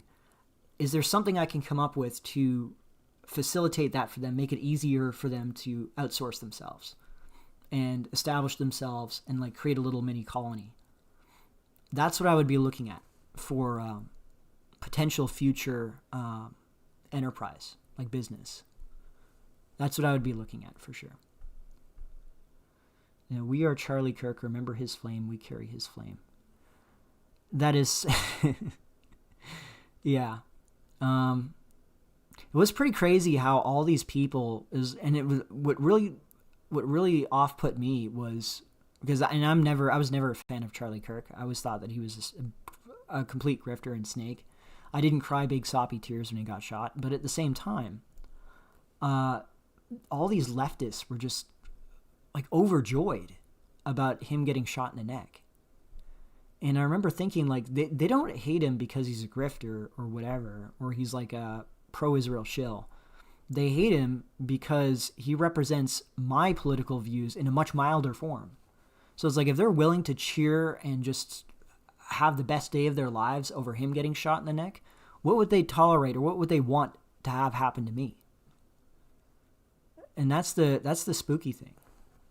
I remember when I first saw that going, I was like, these people are real political enemies. And it was pretty much all in the States. Right? Not entirely, but mostly it was in the States. And it's like, if you look at where there's domestic left-wing radicalism, it's much more common in the States than in Europe, I would say. I think it's kind of the same way with religion. It's like Christianity survived in America to a much stronger extent than in Europe because America didn't have these official churches that were financed with tax dollars. So the churches had to maintain their grassroots support through appealing to the parishioners. And in exchange, they maintained a loyal Christian community. Whereas in Europe, it's like the Catholic Church or the Lutheran Church is the official state church. They get paid whether you attend or not, so they don't have to try and get you into their pews. It's just optional, and so people don't care about it. I think it's the same with political leftism. Political leftism in Europe is institutionalized. Leftists are institutional. They're a member of the establishment. They have like their official leftist views that are contradictory, especially with regards to Israel, but who cares, right? Whereas in the America, because America is so much further right, especially on economic issues, like they don't have the worker protections or anything like that. And of course, the naked control of Israel naked control of America by Israel and Israel's agents in America. Grassroots leftism has way more appeal, because it feels like there's real issues. Whereas in Europe, it's like we just pretend to care about migrants or whatever while they burn shit down. And like, if you guys remember those riots in France, where the refugees and migrants were burning cars and like attacking random people in their no-go zones, and then you had like these counter protests against the right wing who were reacting to them, because then you also had like these patrols from French people to try and stop them from rioting and looting, and then you had these protests in favor of the migrants, but they were all these like ancient boomers. They were like these 60-year-old women, and it was quite funny. Like, you wouldn't see that in America. In America is where you find people that are willing to get into a physical altercation with police and get shot, right? Or to try and run ICE agents over with their trucks and get shot and get killed. Like, you don't see that in Europe. You see that in America. There are psychological help hotlines for sailors stranded in the Gulf, established by shipping companies. Sucks for the stranded guys on ships. Yeah, I can imagine that would really suck. But psychological help hotlines, it just seems kind of strange. Like, I guess, is it, like, are they stuck on the ships, or can they not just, because I'm imagining if they were a tanker going from Kuwait to, I don't know, Vietnam, I would imagine that they would be, if they can't get through the strait because of Iran, they should just be able to dock back in Kuwait, right? And just sort of hang around in Kuwait. Which probably would suck because Kuwait's getting bombed as well, right? I think their desalination plant just got hit. Oh no. Couldn't happen to a nicer group of people. No, it'd be really funny if Kuwait got overrun by Iraq, but it's okay this time because Iraq's democratic. They democratically voted for a government that would overrun and annex Kuwait. It'd be really funny. And then the UAE just gets blotted out of existence, and Bahrain gets overthrown and replaced with a pro-Iran government. That would be a real, like, total Iran victory. Like the Strait region, other than Saudi Arabia, would basically be under their control. And the Yellow Vest protests were okay. Yeah, that is true. Though I would say the Yellow Vests, they weren't like ideological leftists. Like, if you look at what the Yellow Vests were protesting, it was mostly like cost of living stuff, right? And also like the pension age being increased in France. Like, it was like bread related stuff. It wasn't like they weren't rioting because a black guy got shot by a police officer or something, Whereas in America, it would be. Like, if you remember George Floyd, it was really, like, I went over those clips from back in 2020, I think it was 2020, of the George Floyd riots, and it still feels surreal looking through them, even though it's been almost 6 years now. You just see these, like, people breaking in and looting and setting fires and whatever, and doing the Black Lives Matter protests and just harassing people that are in restaurants. And it's all because this guy got kneeled on in an unflattering camera angle, and it just looked really bad. It didn't even really matter what the facts on the ground were. It was that it looked bad, and that was sufficient to trigger like this gigantic self-flagellation by the American whites and just like rioting and looting and all this other shit.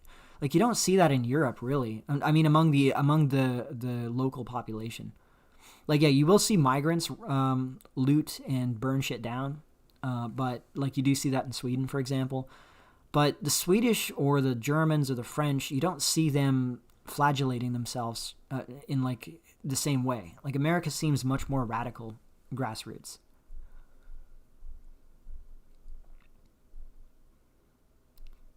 Yellow vests were aesthetically Reddit looking. They were similar to seeing people in Pikachu costumes protesting. Yeah, should have had actual ideological outfits. Well, it's weird because you couldn't even really figure out what they were protesting about. It's like they were protesting about the. I know that it was the yellow vests were on the street about oil and gas prices. I think maybe they'll make a comeback because of that, though it seems pointless. Another thing that has to be considered is that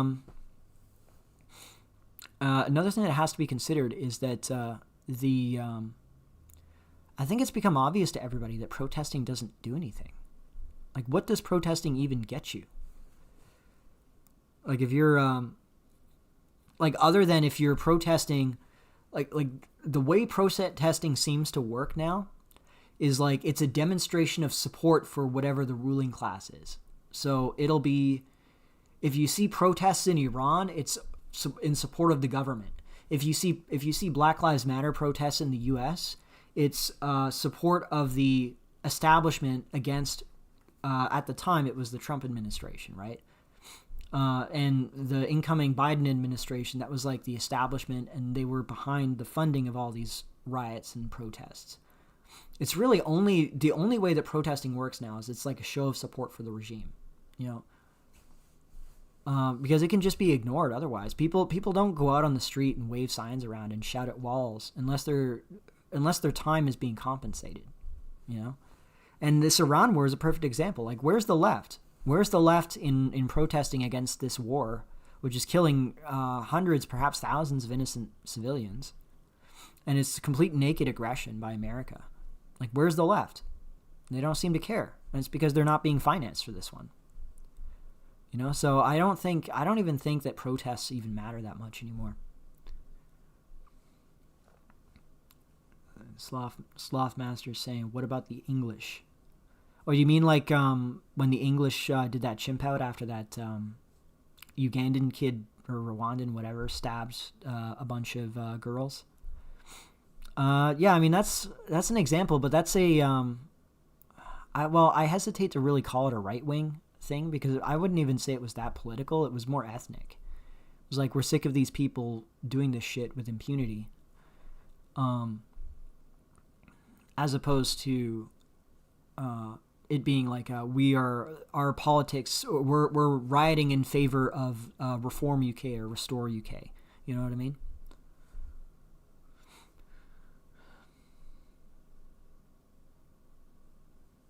In France, it was similar to seeing disgruntled shallow civnats and their patriotic nuns getting pissed at vague stuffs. Oh yeah, it's like, we're angry, we're gonna stand in the street and shout at the walls. What are you angry about? We don't know. That's what it felt like. I mean, I guess here's the thing, okay? The George Floyd riots, one thing I have to give them is it was like a mass demonstration and gesturing phenomenon. Because if you look at the videos from back then, it's these chicks walking around with their phones out, just sort of recording things in their phones. And then you see these guys looking and seeing if they're there. And they see, they're there. I'm going to go and burn something down, or I'm going to go smash a window. And it's like just attention seeking. And I think for some of these guys, it worked. For some of these guys, they managed to, I don't know, maybe get a GF out of it because they were impressed at taking down a statue or something. I don't know if that works the same way with the yellow vests, but I definitely know that that's how it worked with the Floyd riots. It was like the girls there. I would say if I was going to defuse those riots, the first thing I would do is try and like arrest the girls and get the girls out of there. Because once the chicks are gone, there's going to be no dudes out there doing anything. They're not going to waste their time, right? Let me see here. Mercer, you're right about the government financing of Christian churches in Europe. Spoke to a friend commenting that ironically they had much more fanatical churchgoers during communism. Yeah, exactly. Well, it's not, I don't even think that's my point. I'm pretty sure that this has been made several times in the past where people have tried to figure out why Europe is so secular despite its official churches, whereas America has this like religious fundamentalist element despite being officially secular. You know, they're trying to come up with reasons why. And yeah, it's because there's this competitive element. I mean, it's like the most American thing you could imagine, right? We're going to introduce market forces into Christianity, so that like the church that is best able to compete on the market is going to be the most successful, and it's going to be more engaging. You know, like a good example of this actually that I can think of now, and it makes me smile now because I remember back in the 2000s, I thought it was a big joke. But if you guys remember Westboro Baptist Church, I think only old-ass, crusty American cells will remember this. Like, you got to be ancient and American to remember the Westboro Baptist Church. And their and their signs, like, hang on.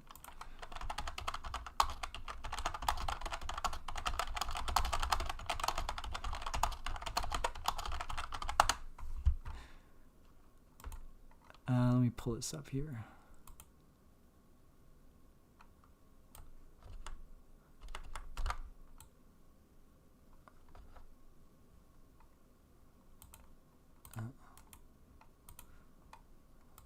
Okay. Oh, is it that small? Let me see if I can get a bigger size.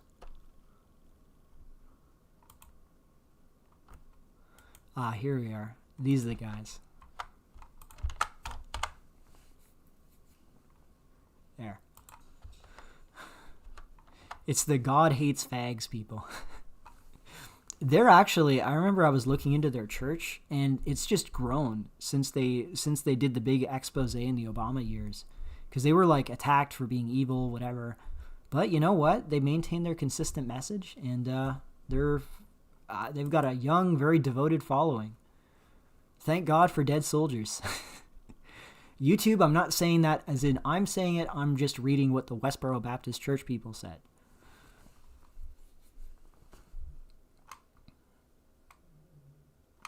UK riots tend to only happen after football season because the goys don't have sports ball to keep them sedated.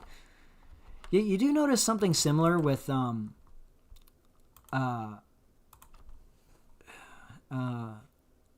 you do notice something similar in America with riots, right?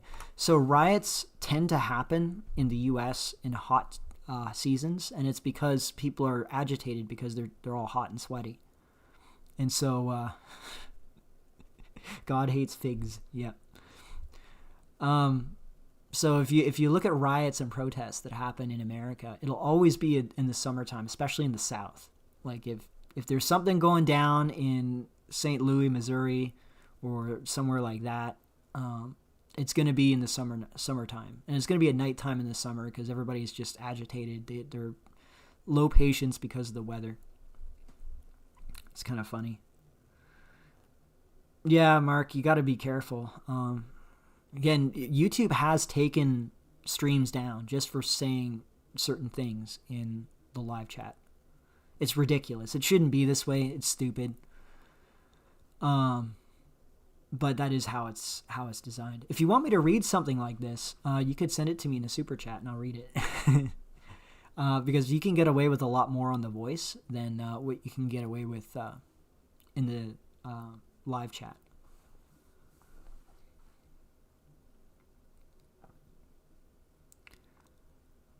And the issue is that the church is still cucking itself over women's wrongs and rannies. Yeah, well, there's the side effect of that is church in America, even though it's a lot more active, because women are the primary, not just the primary attendees, but they're also the ones that instigate tithing.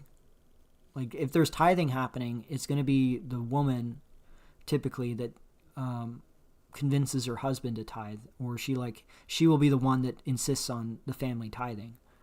And therefore, the church is beholden to the women's approval, because if they lose the women, that's their revenue stream. We're talking like Protestant churches here. Obviously, the Catholic Church is centrally funded through their own organization, right? Protestant church, it's so you end up with these sort of, I don't know if this is such a thing now, but I remember back in like the late 2000s, early 2010s when I was paying attention, the churches were like really, really cucked. And it would be like, no matter what would happen, it would always be the fault of young men. Like regardless of, and even if you point out like the woman chose this guy who's horrible, everybody was warning her about how horrible this guy was. She went with him anyways. But then, of course, it's his fault automatically, regardless. She's completely innocent. She was just deceived or whatever. Like, that was the standard line when it came to churches. I don't know if it's that bad now, still. I wouldn't be surprised, though, to be honest. So, why are European churches so hucked then? Even the Romanian one is like this to the point, say it's a secular institution. Because they're getting funding from the state, but the state is really hucked. Right? Like the German government, for example, is very, like they have it written in their constitution that they're not allowed to be further right than like very liberal Democrat right wing, like very mildly conservative, or else it's literally against the law. It's illegal. And as a result, any funding that they give to the churches, it's going to come tied with, you have to adhere to the state values. So...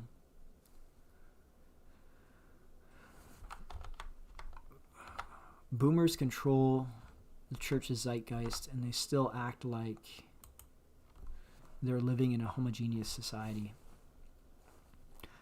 Yeah, they do. Well, for a lot of boomers, they are. This is something that you have to understand about boomers. It's not just about like ethnic segregation due to them living in suburbs. Typically, they would have bought houses decades ago, and their living condition would be much better. They also have like an age cohort that they regularly socialize with, which is close to their own age. So like if you're a 60-year-old guy or 60-year-old woman, most of the interactions socially that you have, other than just straight up business, like you're buying a coffee or something, it's going to be with other people in your age bracket. It's not going to be like with young people. In our case, we're interacting with people between like 18 to 35, or like closer to our own age typically, but you know what I mean? Like, and that's going to be way more diverse. Whereas these boomers, they only associate with each other. They only interact with each other. They're in their own isolated communities where it's either them or it's like rich up and coming migrants that are from like either from a wealthy background or they're highly skilled or whatever. And they're not going to be the type of migrants that cause problems, or at least not on an individual level. And so this is where a lot of the boomer thinking comes from. They're like, well, I have Ngubu lives down the street from me, and he's actually he's a dentist, and his family's really nice, so I don't see what the problem is. That's usually how they think about it, right? Notice the Goy-Ball event / riots also coincidentally tied in symbolic dates. 2018 World Cup, Yellow Vest riots. 2020 Euros, BLM. 2026 World Cup, Iran war, as if they were used to soften them. Oh, maybe. Maybe. I wouldn't be surprised. I mean, we know that there's definitely bread and circuses going on, right? The problem is we're running out of the ability to do that, right?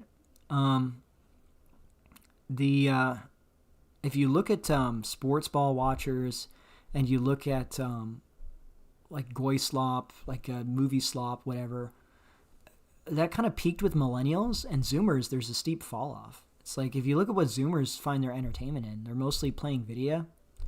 They get their news from like live streamers and from social media. They don't go through the mainstream news elements, And it's weird. It's like there's almost a free market element going on now, dare I say. Like if you look at what happened with the Iran war so far.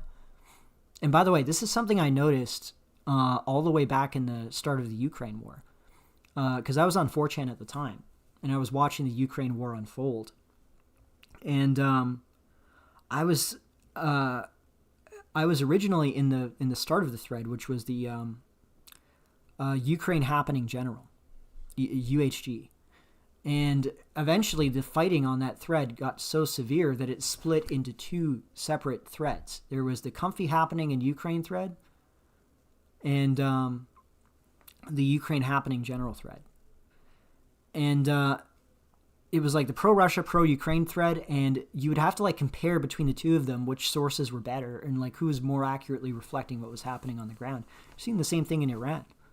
And it's interesting because it's creating this... like people are starting to develop followings for their OSINT based on how reliable their information is and based on how good their predictions are on the outcomes of the wars, like either on a tactical level or on a grand strategy level. It's really enjoyable to see because it's so much nicer than like most of you young guys don't remember the Iraq War. I mean, I only vaguely remember it, but like it was, if you compare the information control that they had back then to what they have now, it's just atrocious. It's unbelievable. You understand why boomers think the way they do, you know? Yeah, the Ukraine war destroyed multiple boards on 4chan, 100%. We can point out the problems all day, but without organization, it's all talk. That's 100% true. 100% true. You know, and it really is just a cope. You know, I readily admit that it's a cope. But, you know, what else are we going to do at this point? Like, you got to talk about the problems in order to develop an organized solution to it. Though I do agree, I don't think that there's going to be some spontaneous uprising to change things. These things only happen when you either see things happen systemically or you see like major actors change things. I don't think there's going to be any major actors on our side, which is why I've said I think that the long-term outcome in America is going to be this trend towards the left. I think the leftists are going to take over in America because there's nothing preventing further drift to the left. You know, like not even the Zionist element can prevent it because you can't make people hold irreconcilable views, right? They can't support Israel and also believe in the critical race theory and like anti-colonial theory. You can't have these two things simultaneously. So eventually we're just going to end up with total left dominance in the U.S., but that's going to drive the Jews out of the U.S., or the Israelis at least, the Israeli agents. Then I think the game's going to be in Europe. I think Europe's going to be a different tale. The Ukraine war destroyed multiple boards on 4chan. Oh, yeah. Yeah, and I decided to peek into 4chan for the Iran war just to see what was going on. And it was a mess. Like, they wouldn't even allow a pro-Iran thread. It was just the anti-Iran, pro-Israel thread, pro-America thread, and there was an attempt to make a pro-Iran thread, and then it just got nuked by mods. So there's only one thread that's permitted. And I think, I'm not even saying that I'm, like, particularly a pro-Iran shill, but I think that there should be both of these threads in order to allow people to compare information. Excuse me. Amiga was a great success. Yeah. I mean, to be fair, there was, and I know this because I got this feedback directly from somebody. So I know an Indian who is an H-1B visa holder in America. And he told me firsthand that the changes that Trump made to the H-1B in, I think it was 2015, even though like a lot of people criticized it for not being as comprehensive as it should have been, the changes were still enough that it greatly ramped up the experience requirement for H-1Bs. And he was complaining about it. He was saying like, now if you want to get your H-1B, you have to have like 6 years experience, he was saying, due to the costs that were imposed. So there have been some good things. And what I find kind of sad is I think that this war is going to completely destroy his presidency, and the incoming Democrats will like throw all this stuff under the bus. They'll associate all of this stuff with MAGA, and MAGA is bad. And then they'll lose any of the good things that they got, including this H-1B thing. Oh, hang on a second.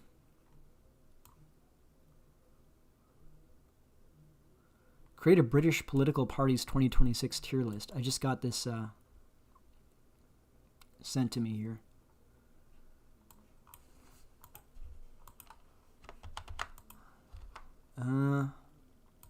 See, the problem is that I know guys who are very contrarian on this. That if I... Oh, God. See, the thing is, I don't know UK politics that well. Sinn Féin. I thought Sinn Féin was a Irish. Oh, I guess it would be in Ulster, right? I don't even know half these, man. I don't know that much about UK politics, unfortunately. You'd think 4chan would be pro-Fuentes, pro-Iran. You would be correct. They are generally pro-Fuentes, pro-Iran, but not all. And there was direct intervention by the moderators to prevent a pro-Iran thread from forming. Though I wouldn't say that 4chan is all that pro-Fuentes.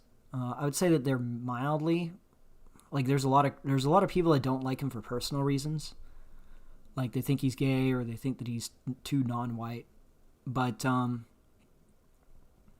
generally, though, they support his politics. Like they would be generally pro-Iran. But yeah. There definitely was a clandestine agreement to delay the invasion of Ukraine until the Winter Olympics was over that year. I could believe that. Well, but then though, like when you say that there was a clandestine agreement, you mean between Russia and Ukraine? Like, I don't think Ukraine would be too keen on that.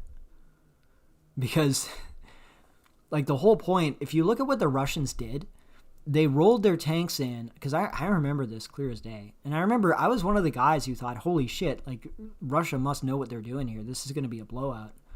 We're going to see, like, the mogging of the collective West. But then what happened is that they did the same thing that the Russians did in Georgia, where they just sort of rolled their tanks in, maybe symbolically took down some anti-air defense, and then scared the government into going with what Moscow wanted. And it's like they tried the same tactic in Ukraine. Ukraine just attacked their flanks and fucked up their entire onset of the invasion. Like they completely lost their initiative because they did this stupid move. So I don't know if it would be like maybe the Russians delayed their invasion of their own decision in order to allow for the Winter Olympics, maybe. But I don't think that they would have been an international agreement because that would just give way too much forward knowledge. Oh, Trump's newest Truth Social is deranged and funny. Here, let me pull this up. Truth Social. I don't think I have a Truth Social account because I usually just go with what people repost. Maybe I'll create an account just so I can continue with registration. Can they just take my Google account? Yeah, I was born in 1954. Yeah, April 9, 1954. No, I'm not actually born 1954.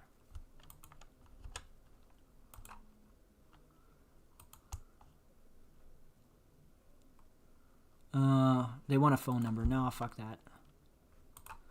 Alright, I'm going to see if I can find, I'm just going to grab him on X, because I'm pretty sure he reposts the True Socials on X, doesn't he?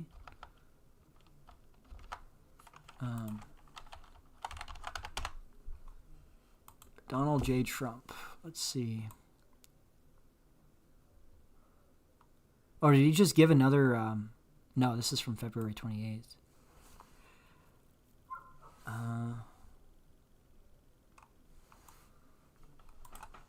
Donald Trump Social.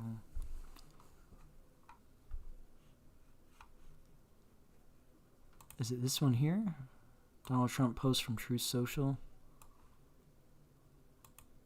Trump posts advisory on nuclear weapons. What? Let me see here. When was this?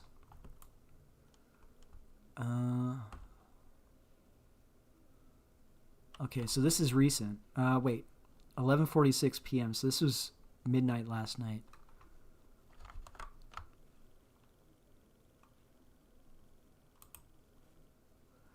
There's a lot of boomers that love this shit. I don't know, like it kind of blew my mind that there were American boomers that were so easily duped. Right here. Here we are. Oh, fuck off. Okay. All U.S. ships, aircraft, military personnel with additional ammunition, weaponry, anything. I like how he randomly capitalizes things. Anything else that is appropriate, necessary for the lethal prosecution and destruction of an already substantially degraded enemy will remain in place in and around Iran until such a time as the real agreement reached is fully complied with. This whole thing is such a joke. It's like they do the 10 points, and I remember reading the 10 points. I actually debated doing like an impromptu stream just because it was so, but I knew it would end up like getting walked back, but it would have been so funny because I remember reading it and I was like, what the hell? This is literally a surrender. Like there's no way. And then he comes out after the fact and he's like, oh, actually we had a completely different version, and there's all these fake news accounts that are posting different versions of the 10-point. It's like, and you know what happened is that he probably was given this 10-point agreement as like just so that they know what the Iranians are declaring as their starting point, and he probably didn't bother reading it and thought, oh, I'll just take it. Yeah, that sounds good. Let's and he didn't read it, not realizing it was a complete capitulation, and then after the fact he has to pretend that he got a different version of it. And yeah, this is so, you know, it would be funny if it wasn't so terrifying, because you realize that the global economy is like, most of you guys are living in countries that will be disastrously impacted by this guy's decisions. But even then, it's still really funny that he's doing this shit. Where he's attacking Alex Jones. Oh shit. Okay, I gotta find that. Hold on. Trump, Truth, Social, Alex Jones.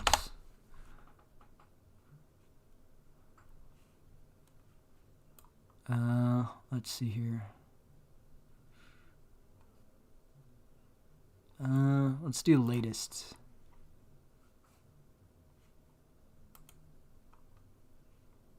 Trump on Truth Social calls out Tucker Carlson, Megyn Kelly, Candace Owens, and Alex Jones for fighting him for years.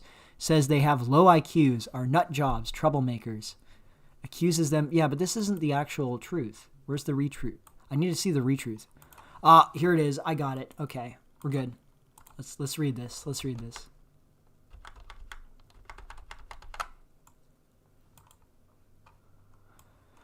Okay.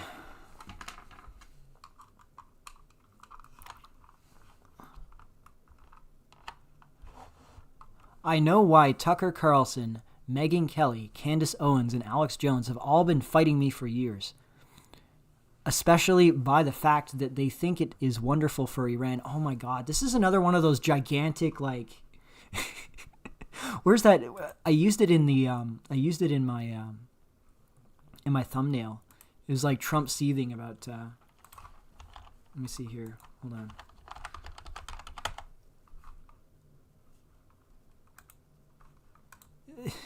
It's literally this.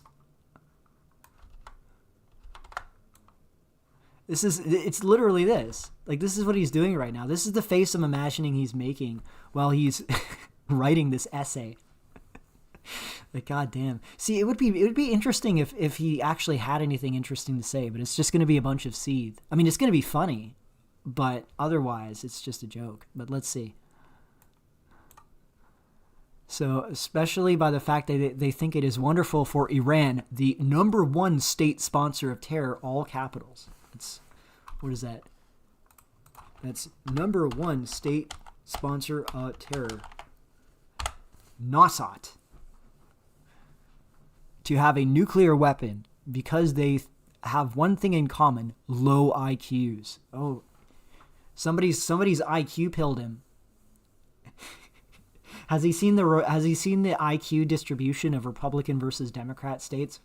Where, if you guys ever seen those posts where liberals will be like, wow, look at how much lower IQ these Republican states are compared to these Democrat states. And then people like tap them on the shoulder and be like, this isn't what you think it's saying. It's really funny. I don't know if he's drunk posting because he's at an age now where like they'll do this sort of thing. Guys that are approaching their 80s, they'll start sort of like, it'll be like they're in a permanent IRL drunk state. Anyways, though, let's continue reading it. Low IQs. They're stupid people. They know it. Their families know it. And everyone else knows it too. Look at their past. Look at their record. They don't have what it takes and never did. They've all been thrown off television, lost their shows, and aren't even invited on TV because nobody cares about them. They're nut jobs, troublemakers, and will say anything necessary for some free and cheap publicity. So he's actually saying, like, if you've been thrown off of mainstream media because of your opinions, like that makes you uncredible. Is that really what he's saying here? But you know what? Like he could just end his rant here, but it literally goes on for another. Oh my god. Yeah, I could do like a whole 3-hour stream just reading Trump's essay tweets. Like. Now, they think they're getting some clicks because they have third-rate podcasts, but nobody's talking about them, and their views are the opposite of MAGA, or I wouldn't have won the presidential election in a landslide. MAGA agrees with me and just gave CNN a 100% approval rating of Trump. Yeah, you know what's funny? That approval rating poll, it was done with like MAGA Republicans. So it would be like if you interviewed 1,000 Israelis on the legitimacy of the state of Israel, and you would get like 100% approval rating of the state of Israel's legitimacy. It's like, no shit. These are people that already say that they're your sycophants. Of course they're going to rubber stamp, green light everything you say. Like, why is that surprising? And yeah, Alex Jones has always been a nut bar, but he's been a fun nut bar, right? And it's crazy to see him finally turn on Trump, He could pull a lot of, because I don't know if you guys were paying attention at the time. Some of you are pretty young. But when the Trump campaign first happened, and like between 2016 and 2020, and there was the first like mass wipeout of channels and like censorship of social media accounts, all these boomers who got red-pilled yesterday, they suddenly jumped into BitChute, and they became super conspiracy theory radicalized. This is like when the Q phenomenon happened, and they were believing every crazy thing that anyone said. Alex Jones was like a conduit for these people. It was him, and there was like another guy, I think it was like X22 Report or something, that channeled this lunacy into like an actual monetizable community. Like Alex made millions off of these people. So he could pull the crazy schizo boomers, and Candace has also captured a certain percentage of that crowd too. And like, so they could actually pull the schizo boomer faction away from Trump, and that's a pretty significant portion of his base, Let me see here though. Not hand-flailing fools like Tucker Carlson, who couldn't even finish college. He was a broken man when he got fired from Fox, and he's never been the same. He's a broken man.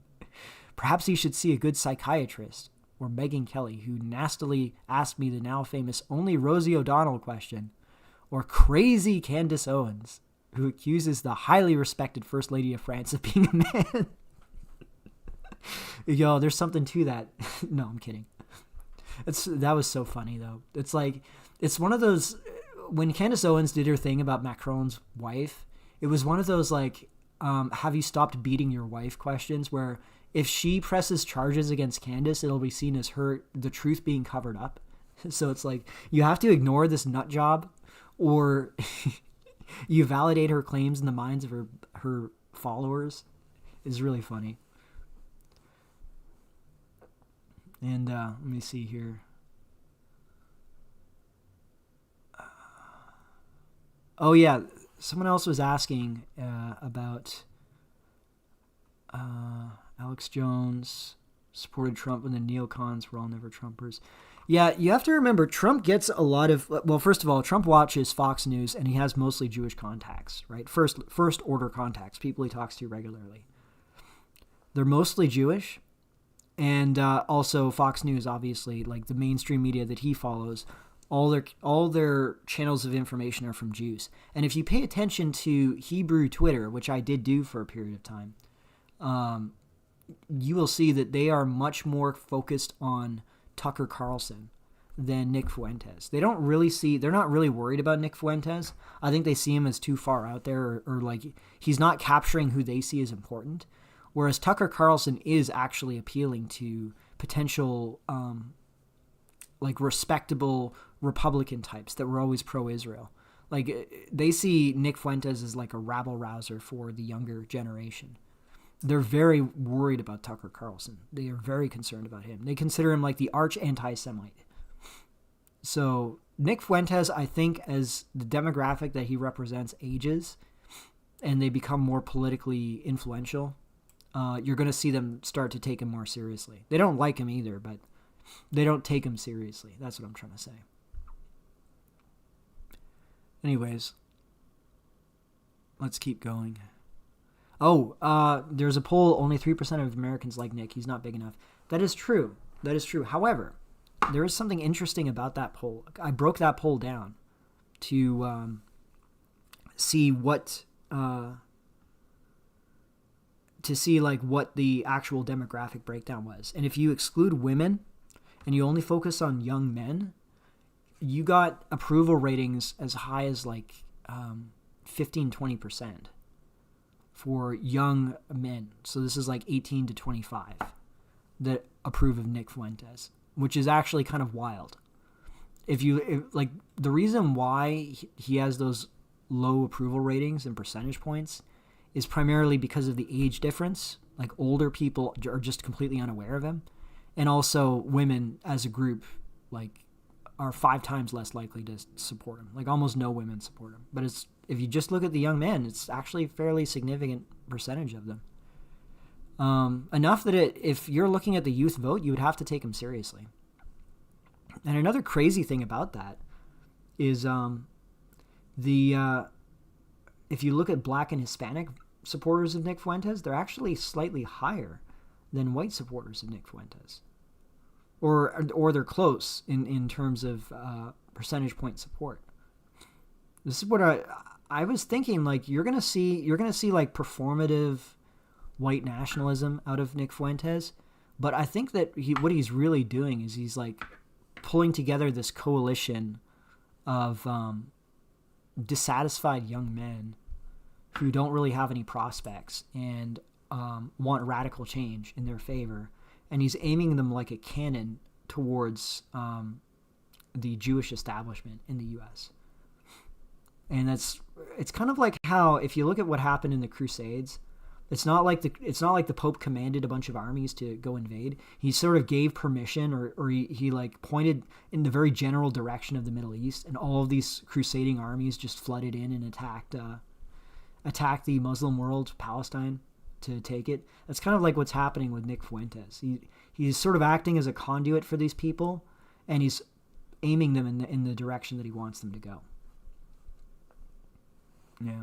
Tate is the opposite, actually. Tate is, he has a lot of support from non-whites. I remember there was a UK poll on this. Andrew Tate has a lot of support from non-whites, young non-white men, especially like Indians, Pakistanis, blacks. But from white men, young white men, he has very little support. So it is kind of like a different faction, I think. Whereas the Nick Fuentes crowd, he's managed to capture a fairly consistent percentage of each of these groups. And they're not really that... What really surprised me is how many blacks actually like him. It was like 15-20% of black young kids. Like black 18 to 25-year-olds. That kind of blew my mind. Anyways, I'm going to continue reading this tweet. Or Megyn Kelly, who asked Candace Owens being a man when she is not. Hey, you don't know that, Trump. Have you been in that bedroom? Have you seen her junk downstairs? How do you know that's not a man?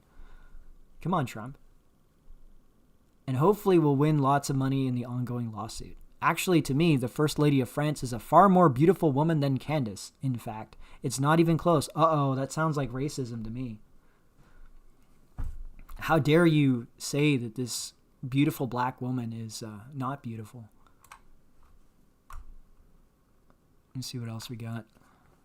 Or bankrupt Alex Jones, who says some of the dumbest things and lost his entire fortune, as he should have, for his horrendous attack on the families of Sandy Hook shooting victims, ridiculously claiming it's a hoax. These so-called pundits are losers, and they always will be. Now, fake news CNN, the failing New York Times, and all the other radical left news organizations are hailing them and giving them positive press for the first time in their lives. They're not mega, they're losers, they're just trying to, oh God, it's so long-winded. Dude, you could have compressed this into like 3 sentences or 4 sentences. Why are you writing these essays? And you know he's writing them with his thumbs, too. You just imagine this angry old man with a sour look on his face just pressing his thumbs together to get this out and making sure to press the shift button so he capitalizes random words just because that's his thing.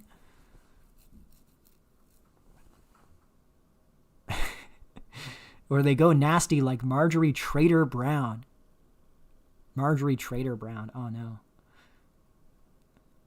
HBTDL pilled. Uh-oh. That's held by the dashboard light, right? Is he anti-black woman? Is he anti-queen? I didn't know that.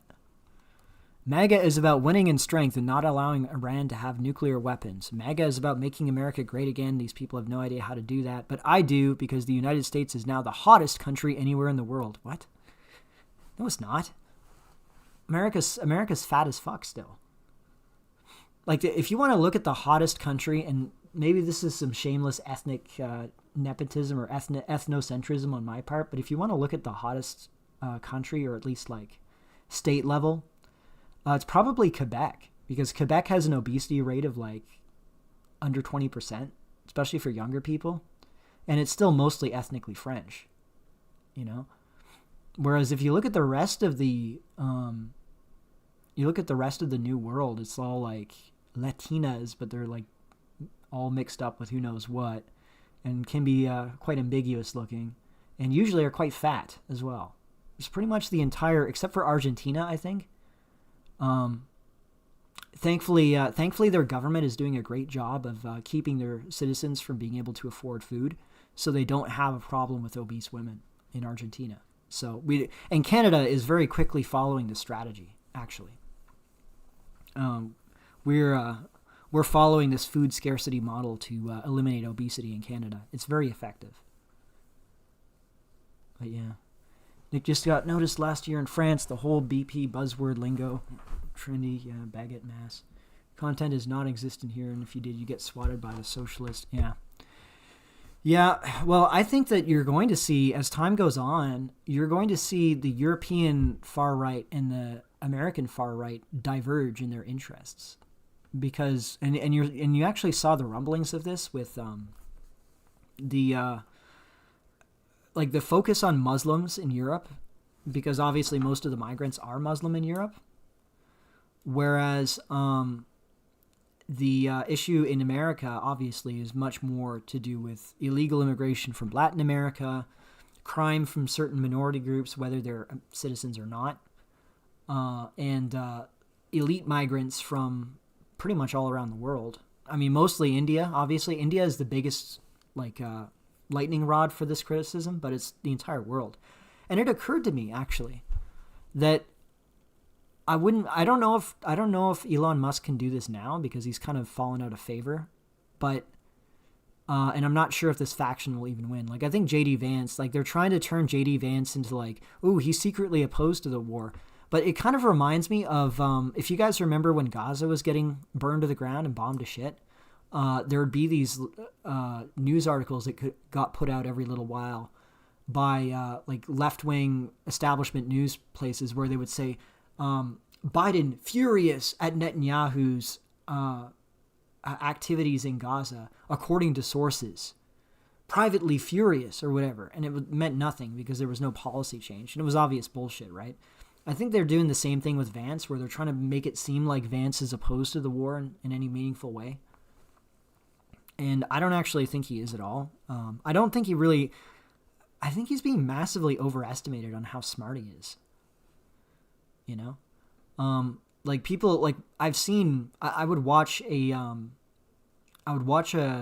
stream or an interview with Douglas McGregor, who's one of these military analysts. Not perfect, but okay. But he was saying, like, oh, well, J.D. Vance is clearly very smart. I'm like, I don't see that. Like, where is the intelligence here? Like, if you look at J.D. Vance's tweets and his previous commentary, he would, like, before Trump got elected and he had to switch his spots, he was, like, very much boilerplate, like, liberal, like, leftist Republican, where it's, like, the only difference between... Well, as a matter of fact, I have a suspicion that Vance was designed to hijack the Republican Party and just eliminate all the nationalist and conservative elements out of it.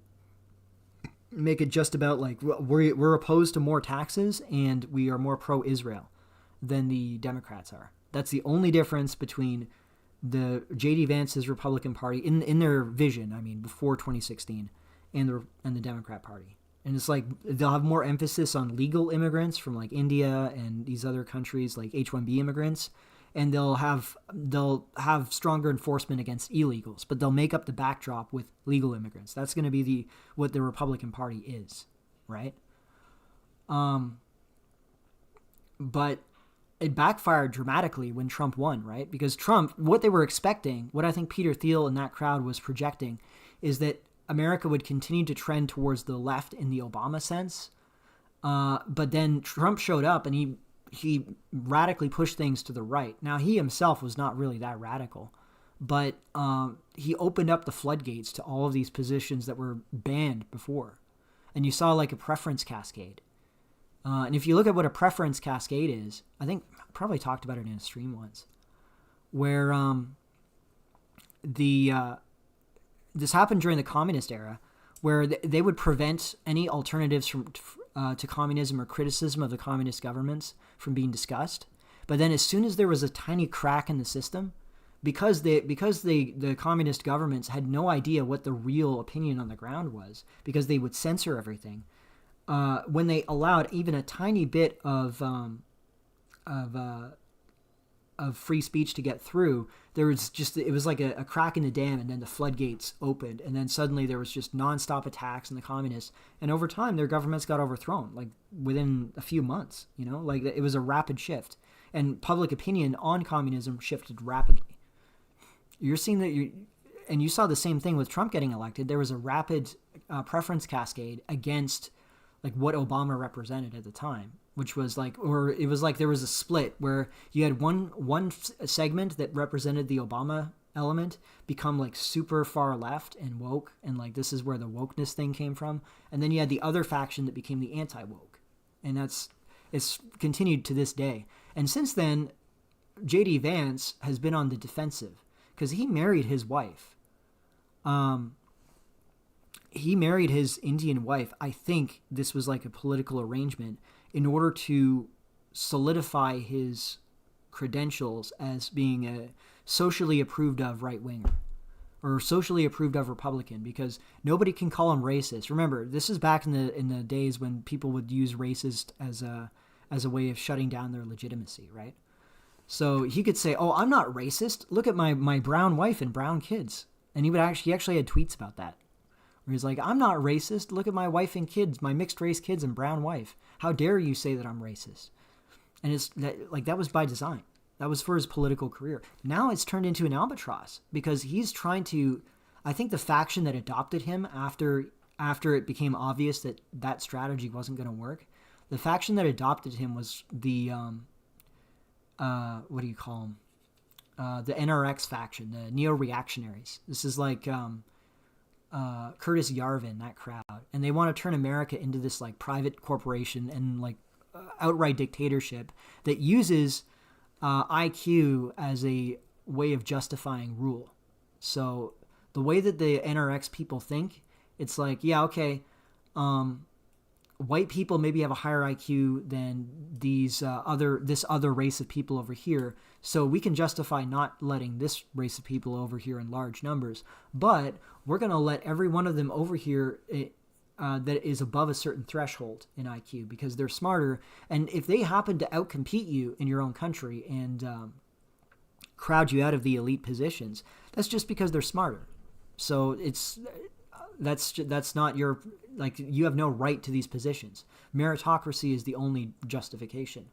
And that's a much stronger justification than the leftist, like, race egalitarianism stuff, where they're like, okay, all these different races, they achieve at different levels, so we need to impose restrictions on one race and give money and resources and freebies to this other race to equalize the outcomes. Like IQ is what determines your position in society, and like your resources and your money. That's all that matters.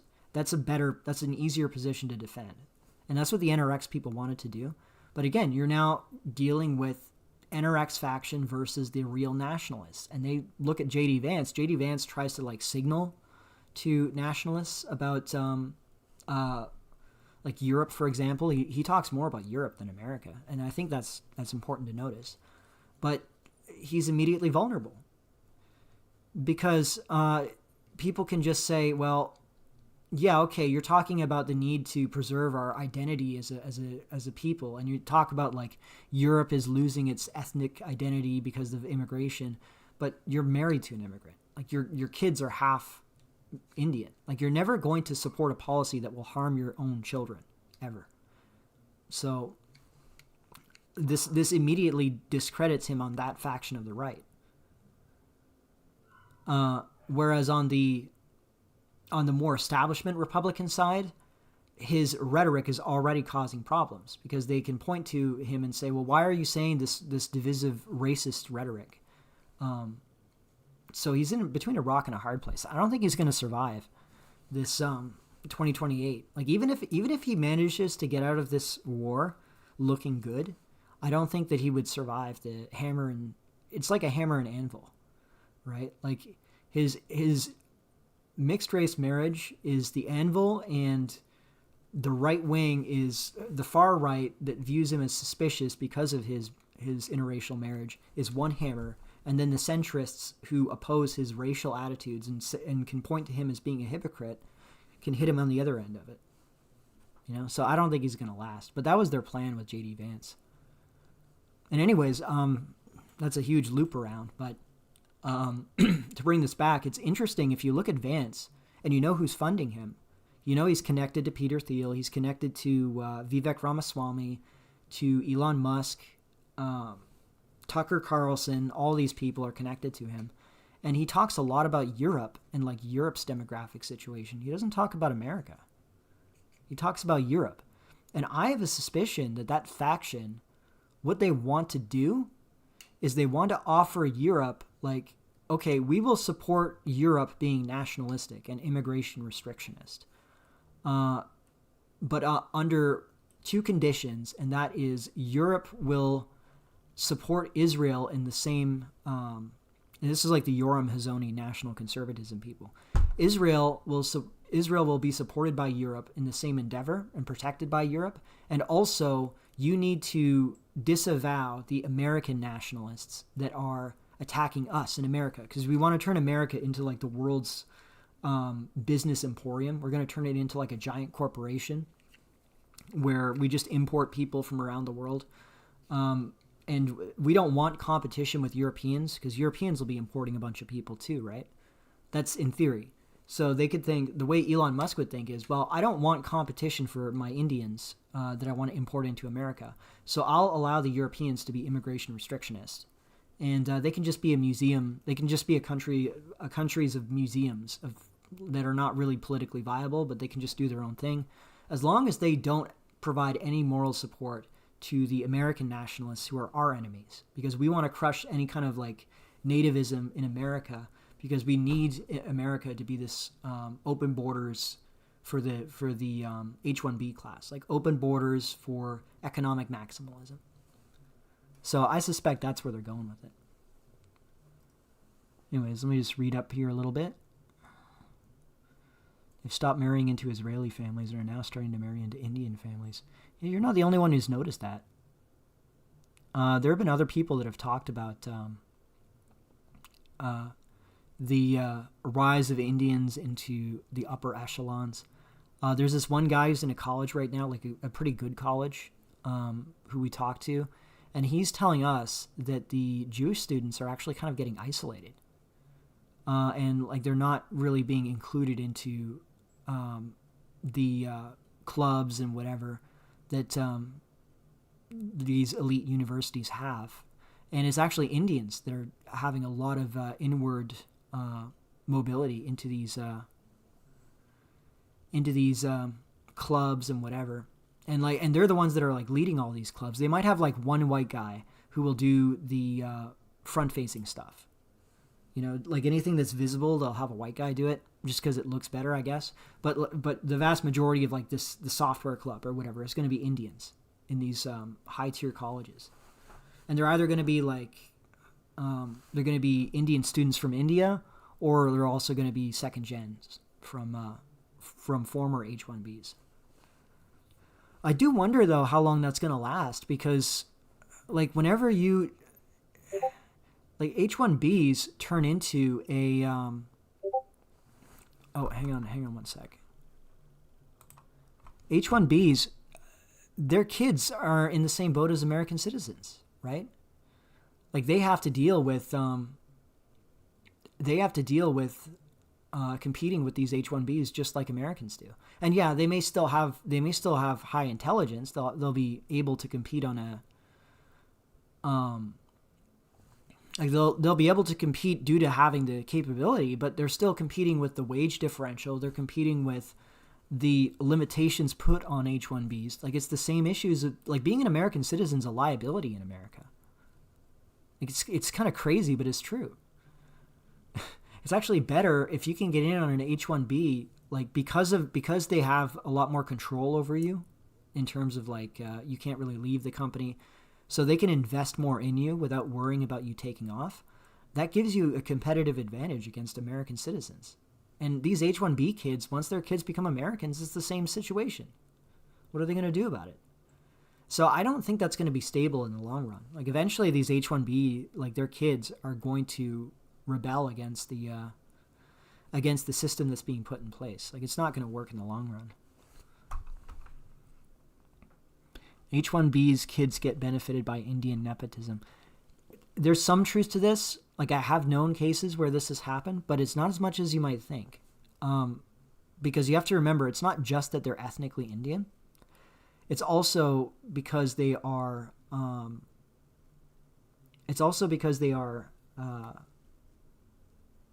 a part of the culture, you know?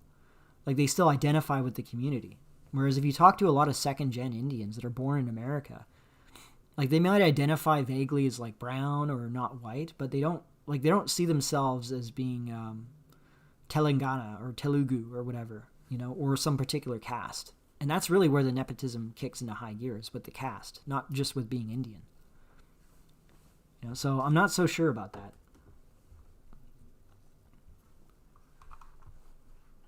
But yeah, let me see here. The internet French community is so heavily centralized. Every famous YouTuber known from France has at least one member of the establishment or making truth or dares with the president.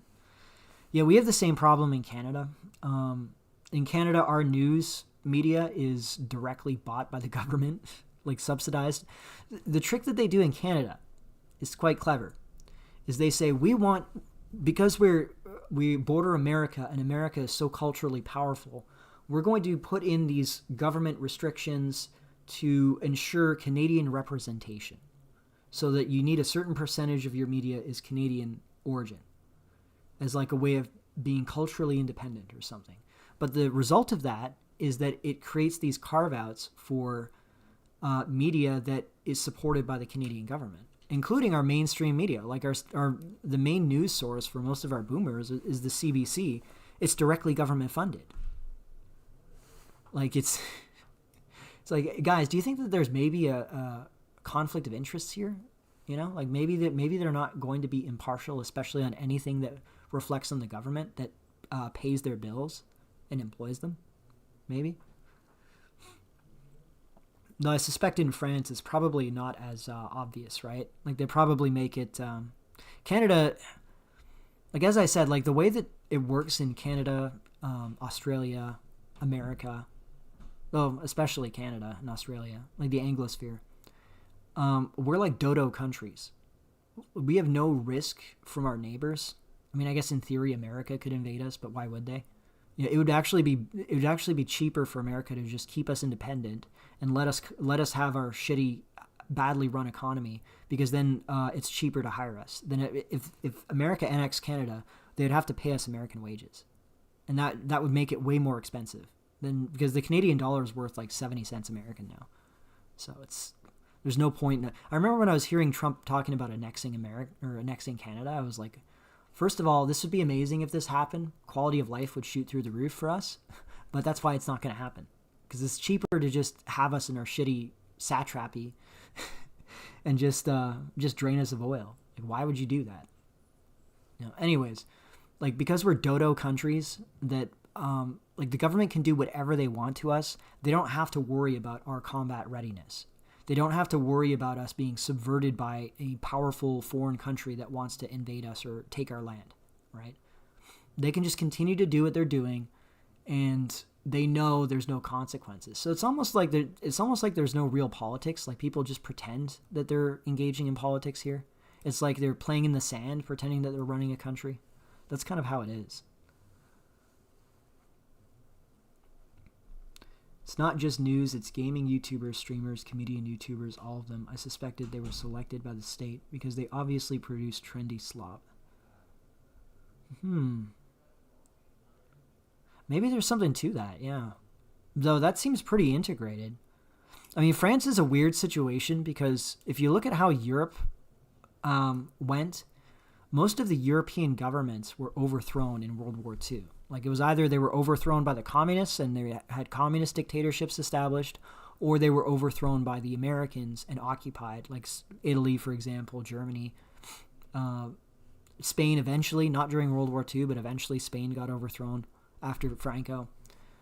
And they had these like liberal democracies installed in the countries that mattered, right? France was one exception where you didn't have your country directly overthrown. But they figured out ways around that. And like, one of the ways they do it is that you'll have the Communist Party form a coalition with the Conservative Party just to keep the Rassemblement National out, right? And it doesn't matter if you can't actually govern at all otherwise, because they'll just keep doing it just to keep the Rassemblement National out. And Canadian A, strongly disagree. Canada has become hostile to the U.S. Yeah, I mean, it has become hostile, but it's... I know what you mean. Like, the government on paper appears hostile, but Canada in practice, like, they'll do a lot of rhetoric where they'll pretend that they're standing up to America. In practice, they're not.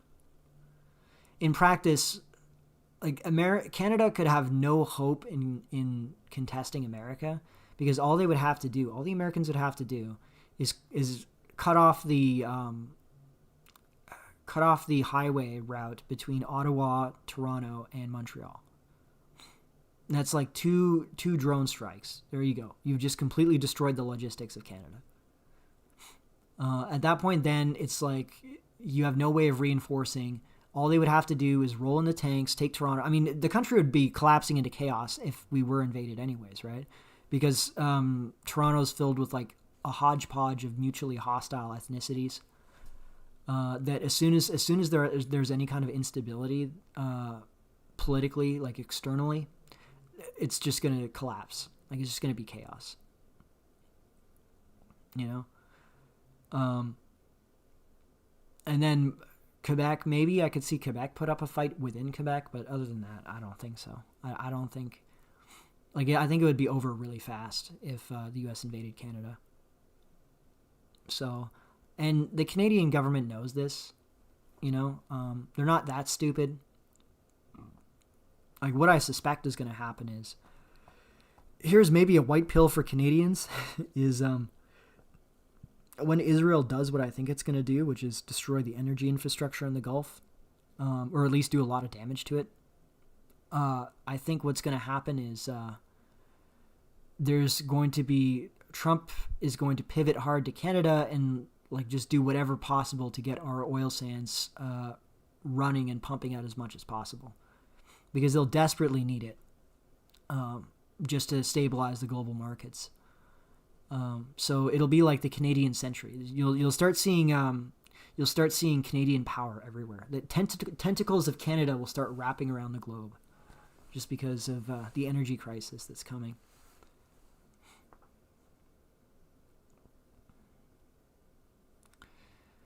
Yeah, getting it next wouldn't be as good as you think. Wouldn't have voting rights. Be terrible for Canada. I don't know, man. I'm anti-democracy, by the way. Like, I don't believe in democracy at all. I think democracy leads to where we are now. Like, the reason why our government is so dysfunctional the way it is because there's no way to oppose immigration from any perspective. Because any government, for example, Pierre Poilievre, obviously the conservatives should be opposing immigration as that's their function as a party. That's one of the things they should be doing, is opposing immigration. In practice, Poilievre and the conservatives generally, they're terrified of alienating immigrant votes, and they think immigrants are always going to vote for more immigration, and they're going to punish parties that oppose immigration increases. So there's a natural block against opposing immigration. Like, you're never going to see strong opposition, because there's always this fear of alienating the immigrants. And it's like, what happens if you oppose immigration, your side loses, the immigrant side wins, and then they increase the immigrants to an even higher percentage. Now you have even less of a chance of winning. That's the way they think about it. And by the way, as another example of this, it's not just about immigration. This is something that's more deep-rooted than that, because you saw the same thing with the enfranchising of women and also of men in general, as opposed to the nobility. Because if you look at how democracy functioned and how parliamentarism functioned in England, it started with the landed aristocracy. Then it became aristocracy in general. Then it became aristocracy and landed non-aristocrats. So this is like landowning men who are not aristocrats. And then it became men in general. And then it expanded to women. And it's like, there's no way that you could stop that, because every time that expanding the franchise came up as an option, the side that should oppose it, that would lose from the expanding franchise, was always cowed, because they were afraid of that of the newly enfranchised voters punishing them by voting against them. Even though they would suffer from an expanded franchise anyways, like the Tory faction would suffer from that, there's no way to oppose it without getting punished politically. So it always trends towards more enfranchisement, and once you hit the limit of the amount of groups you can enfranchise, then you start importing voters.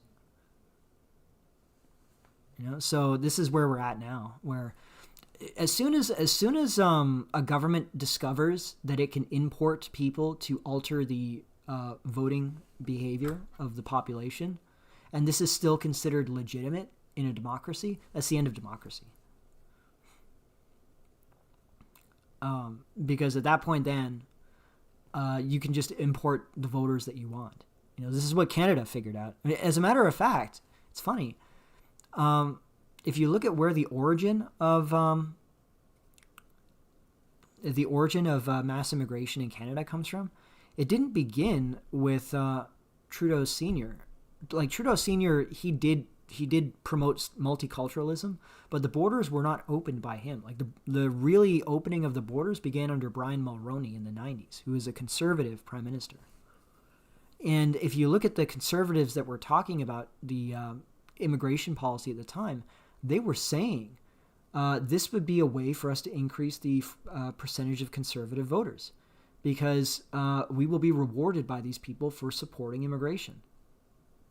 That's like, they had policy papers at the time. There's a really good book that was written on this by a guy called Ricardo Duchesne, who is a professor of I think it was a professor of psychology or something. And he was a professor at the University of New Brunswick. I know that much. And he wrote several books on this topic. And one of the books was called Canada in Decay. And he talked about how, like, this is the natural trend with democracies. As soon as they can discover they can import the new voters, that's the end of legitimate democracy. Because then it just becomes like we're going to import votes for our side to win. And he documented this happening in Canada. It's like, okay, we can blame the small hats for many things, but it becomes really reductive when you just say it's them and then you don't have any other explanation. You have to also have a little more complex of an explanation, a little more systemic of an explanation. Like, how did this happen? Like, how did this ball get rolling? How did it get set in motion? Yeah, YouTube won't let me reply. Anything I say remotely political, comments don't show up. There's certain words, Canadian A, that I have to auto-censor, and it's because I've had streams get taken down if they get posted in the live chat. I know it's really frustrating. Like, you just have to use euphemisms. That's just the way that YouTube has set it up. I'm not sure if YouTube has improved things at all since then, but I don't want to really give them the chance and then lose the whole stream. So, yeah. If I could just leave unmoderated chat without any worries about words getting things taken down, I would. But unfortunately, that's just how it is. And mass immigration started in the 1800s to fill new factories that were being built in the cities in the U.S. Yes, that is true. America, it's interesting because America was founded as this, like, you get these weird opinions from American white nationalists who will point to the founding fathers talking about, like, they'll have privately in their discussions, or they'll do in, like, their first citizenship law. They'll say, like, this is a white country for white people, and especially Anglo-Saxon Protestants, or, like, Protestants of good character. Like, that's who we envision the American nation to be. But if you look at how it's legally constructed, like, America didn't just... It's not like America was this based ethno-state, and then suddenly the small hats show up, and then it's turned into a disaster overnight. Like, that's not true. If you look at how it was designed as a liberal oligarchic republic. Like, it was designed for very wealthy people to maximize their return on investment. And, like, America was designed to enforce contracts, legal contracts.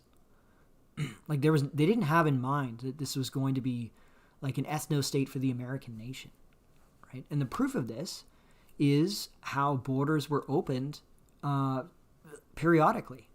You know, one of the things that they did was when the Civil War happened in the 1860s, or 1860, I believe.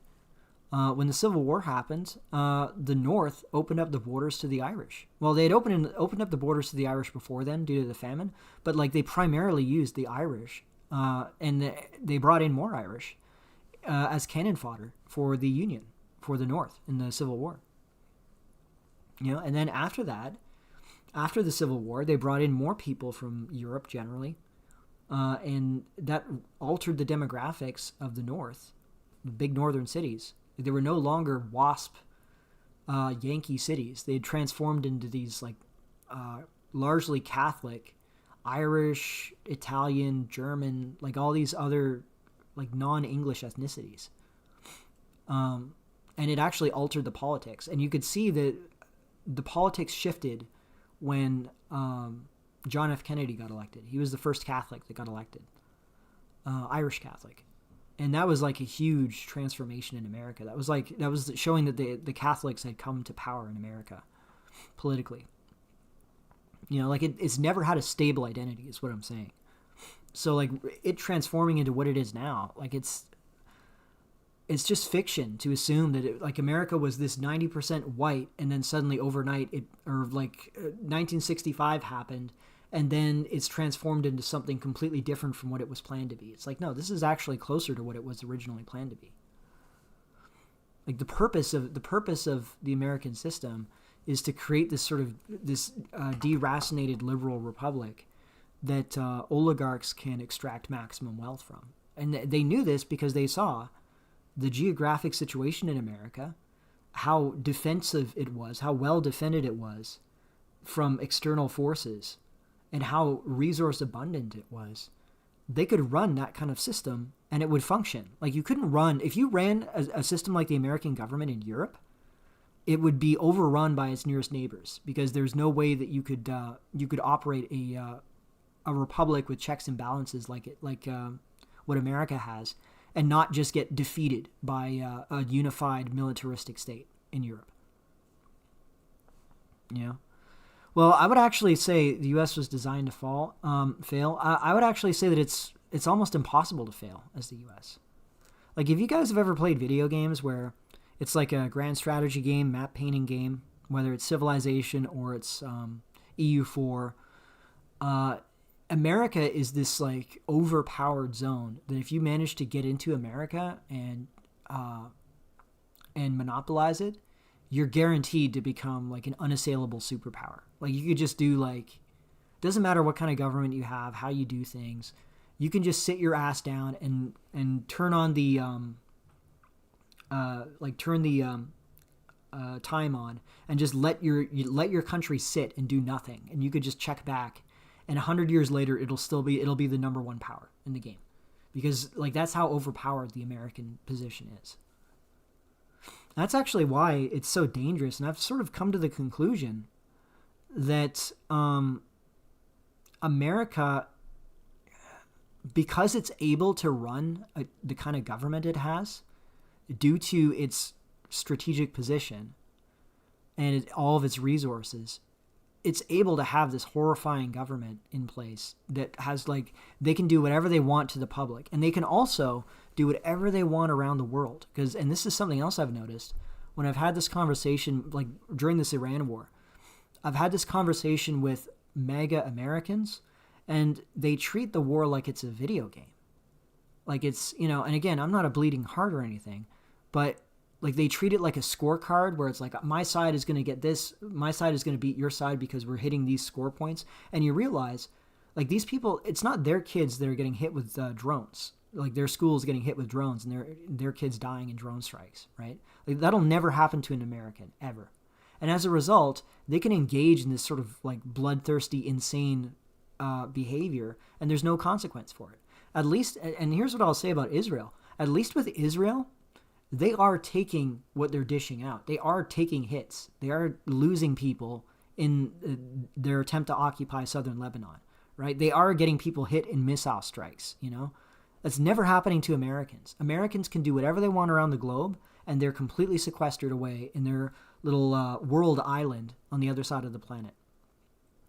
And it's like, and it made me realize, I don't want to be like anti-American because it's such a hip thing to be. It's like, oh, like I hate America because that's what all the cool kids do. But you realize this place is so powerful, and it has this insane ability to do anything around the world without blowback. You almost want it to fail internally, because having a powerful, unified America is like disastrous for the rest of the globe. It means they could like dominate the world and do anything they want to us, and there's nothing we can do back to them. It's kind of terrifying. At least in the case of Canada and Australia, like, we're too small to really matter. So the way that this manifests for us is we just end up with really stupid, badly run governments that are almost comically bad and terrible and absurd. But in America, that's actually dangerous, So it does make you think, like, oh, maybe we should keep the borders open in America. Maybe we should. Actually, it reminds me of this. There was this debate that I watched between Keith Woods, who I know some of you guys who are clued into the political sphere, you'd be aware of Keith Woods, but he's like a political commentator. He used to do a lot of things on philosophy. He's like a nationalist, right-wing European nationalist. And he had this debate with this guy called Daniel Hakikatju. I know, it's a crazy-ass name. But this guy's sort of like the Muslim version of that, where he's like representing the Muslims faction in this. And actually, I think I might have saved a copy of that. Let me see if I can find it. Because if I do have it, I can... let me see here. Here we are. Keith Woods versus Daniel Hakikachu. I do have it. Let me see if I can find the part in this.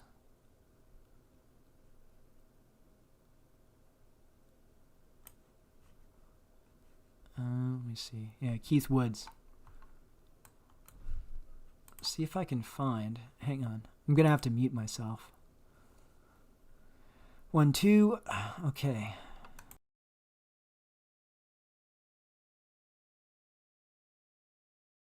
Go ahead, Keith. All right, so for the audience that don't know me, I'm Keith Woods. I'm an ethno-nationalist, Irish nationalist. I value communities and respect Indonesia, etc. What's important to note is that even though whites formally dissolved their empires, they did not give up control over the globe and its non-white populations. Quite the opposite.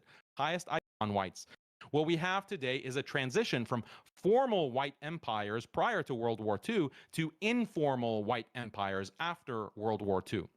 But here is where things get interesting with immigration. Since World War II, there has been increasing mass immigration to Western countries from non-white countries. This has happened at a time when white birth rate is steadily decreasing. As a result, non-whites are gradually becoming a significant portion of the population in many Western countries and may become a majority in the coming decades. Moreover, due to the civil rights movement, post-World War II laws in Western countries grant full citizenship and voting rights to these immigrants and their children. Hence, for the first time in the past 300 years, non-whites are in a position to exercise political power over whites and challenge laws which promote assimilation to white culture and ensure white This is control kind of over land and long-winded. Let me resources. skip ahead It's a little in bit. this context that a new white identitarian movement has arisen. a long rant about the sins of white people, about all there at the end that there needs to be like plus. They castrated these slaves, about half racial. Once we reach like a point of contention or something, have This kind of inferior culture. You interestingly didn't mention any of those points in your opening because you want to present a kind of equality argument that whites should have their own countries just like blacks and Asians have their own countries. But you missed the what you and many of your followers have posted about the inferiority of other races.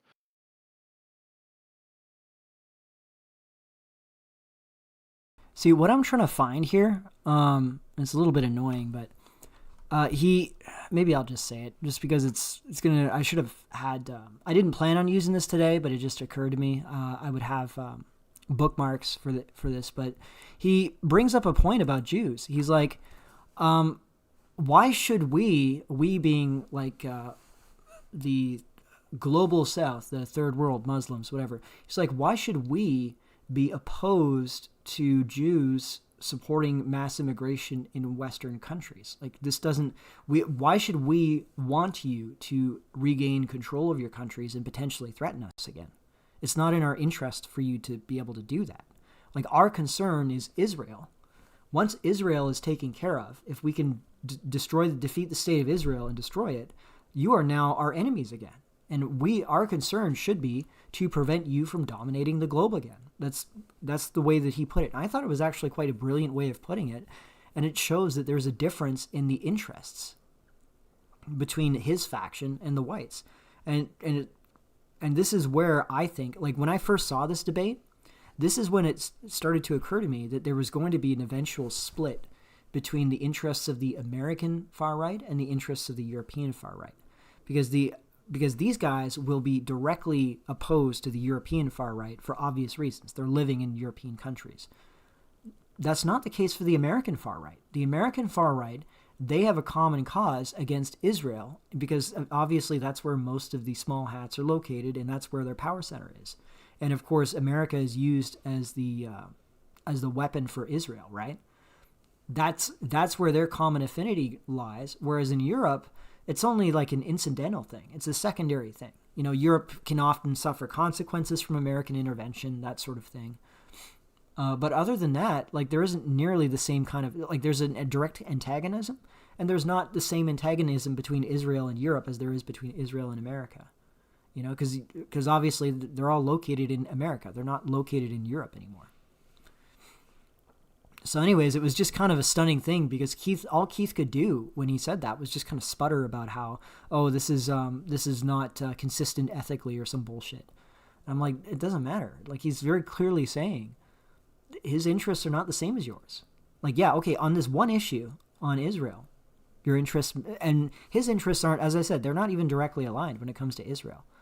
When it comes to Israel and European countries, it's not as obvious. Whereas everything else, there's no alignment.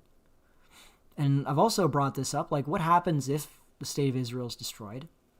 Okay, the small hats will then default to their default strategy, which is leftism, supporting open borders and suppressing any kind of nationalism or collectivism that emerges in the population. That's their default once they lose Israel. And the reason why they're in such a vulnerable position now is because there's a direct contradiction between those values and the existence of Israel and what Israel does. If Israel didn't exist, you wouldn't see the same... oh, hang on. What's this? $2 from Canadian. You're on the right track. This power struggle goes back to ancient times, and I believe the root is religious. People blame the small hats, but they've always just been pawns of the Vatican is probably what you're saying. Yeah, that could be. I'm not exactly, I'm not a Catholic shill either. I have issues with the Catholic Church as well. I think definitely they're a player in this. But it is just a fact that once they lose Israel, there's no reason for them to, you could say, they'll be opposed to Muslims because they'll be hostile to them because they lost Israel. But I don't think they would think that way. They're strategic, right? They would think we need to now secure these countries for our residents, And once Israel's gone, the contradiction that they're being hammered with now, because the contradiction is they turned post-World War II America into this or post-World War II West, I should say. They made the whole moral narrative about the evils of nationalism and of the Holocaust and the exact opposite of all the things that the Nazis believed is the absolute moral good. Well, you can't hold that view and then put themselves as the suffering moral paragons of the West. Because that's what they turn themselves into. They turn themselves into the moral paragons of the West. Once you eliminate Israel, there's no contradiction there anymore. They can't be called hypocrites for supporting Israel. So you just end up in this situation. I would still support, if I was American, I would support doing as much damage to that faction as possible. You want to destroy American support for Israel. But I wouldn't say necessarily that means we have to support the destruction of the state. I think that it has better uses, for Europeans, I mean. And this is all politicope, of course, because we have our own problems anyways, right? It's I remember having this conversation with a Scottish guy who told me, okay, I get that, this, you have interesting political opinions, but who cares if we don't have any money and we don't have any women? What's the point of even caring about this stuff? I mean, there's truth to that. For me, it's kind of a cope.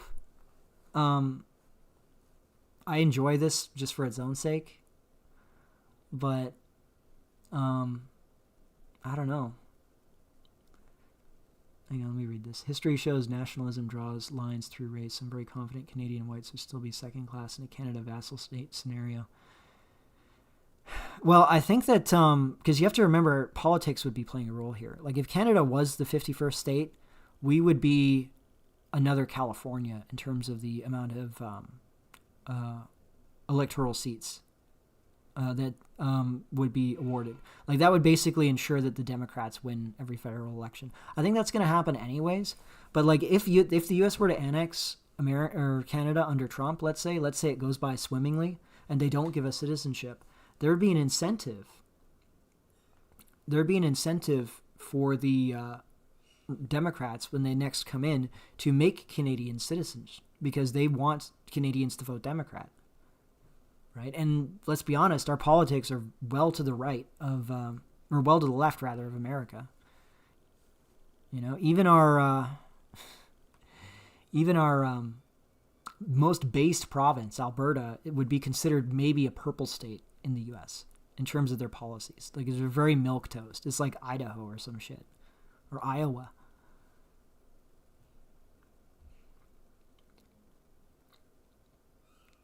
Let me see here. Leafistan is advanced. Yes, we are advanced.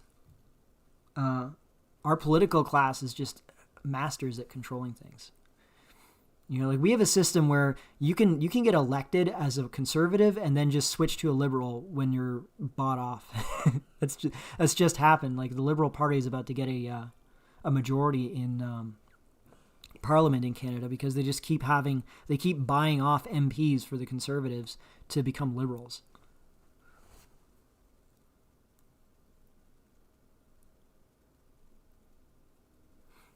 Muzz are very race denial and contrarian, which is why they're in a pitiful state. Well, yeah, I mean, it's funny because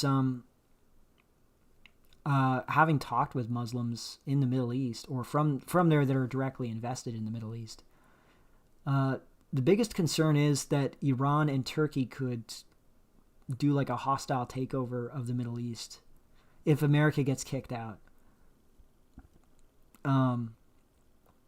The concern would then be, like, as I said before and earlier in my stream, the petro-lira would be the big concern. Like, if Turkey could do a deal where they protect the Gulf countries in exchange for them selling oil in liras, and that would make the Turkish economy very powerful. They could then, like, police the rest of the Middle East and, like, set up governments that are pro-Turkey in the rest of the Middle East. And if they cut a deal with Iran, where they said, like, okay, we're going to do some horse trading. You get control of Iraq.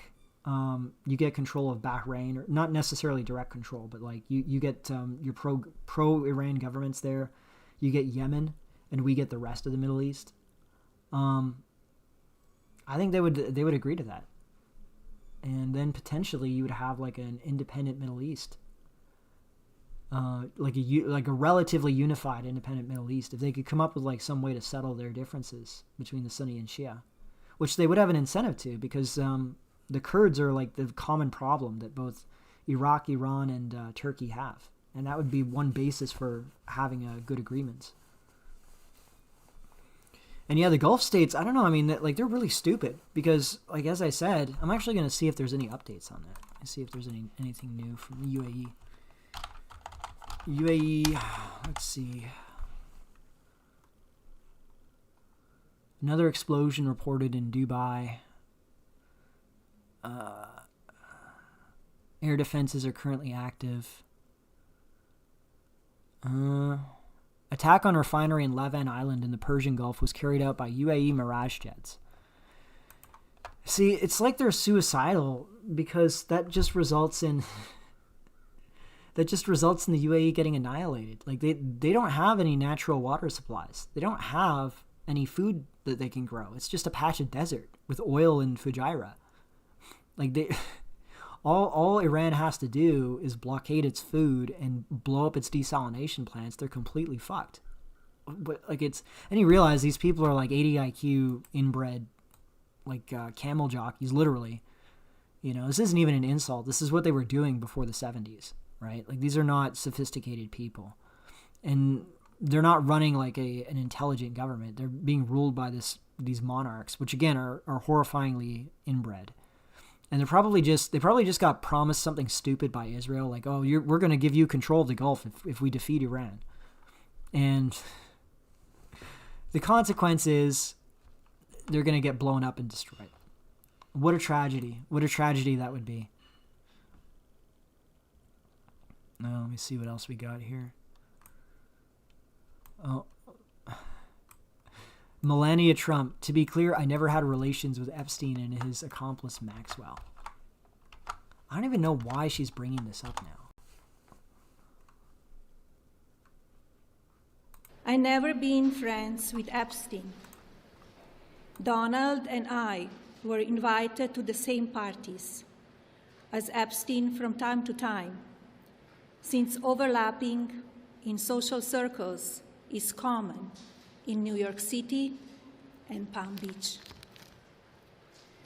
To be clear, I never had a relationship with Epstein or his accomplice, Maxwell. My email reply to Maxwell cannot be categorized as anything more than casual correspondence. Okay, like, first of all, I didn't realize her English is that bad. God damn, this bitch has a horrible accent. But no, like, we know for sure she was introduced to Trump by Epstein. And I actually don't believe that Trump was, I don't think Trump was had any sort of crazy behaviors himself, that he's afraid of it coming out. I actually think he's more concerned about protecting his allies that have had that. We'll have to see. But yeah.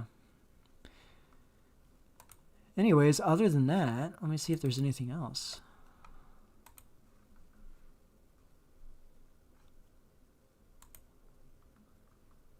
Trump tells MSNBC he didn't know anything about Melania Trump's statement. Oh, man. Oh, boy. That's... Oh. Hang on. Let me see. Let me just catch up on the posts here. Let me see here. Wait, sorry for party rocking. I'm not a fake cell. I don't deny all allegations. Well, you can DM me about this in Discord, Galtist, and we could talk about that, because I have changed the rules a little bit on my Discord. But yeah, Trump sure likes them potato poos. Yeah, her accent sounds like she discovered English language 30 days ago, not 30 years ago. Well, it also makes you wonder, like, how much does she talk with Trump? Because you would think if you were married to a guy for decades, you would eventually just pick up a better command of the language through osmosis, because you'd be talking to him daily, right? And you wouldn't be talking in, I think she's Slovenian. So it's like, does she never even talk to him? Like, does she just sort of... I mean, I wouldn't be surprised. To be honest with you.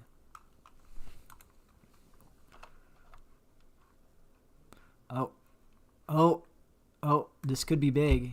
Hang on. I don't know. This Saudi News 50. Is this real or is this fake? Allegedly, it says here, Trump agrees to include Lebanon in the ceasefire agreement by CBS. Is this real? I'm going to ask Grok. I'm going to be an Indian. Grok, is this true? Are you alright, Grok? Is this true? Breaking Arabic language update citing CBS. Okay. So this is being alleged. Hang on.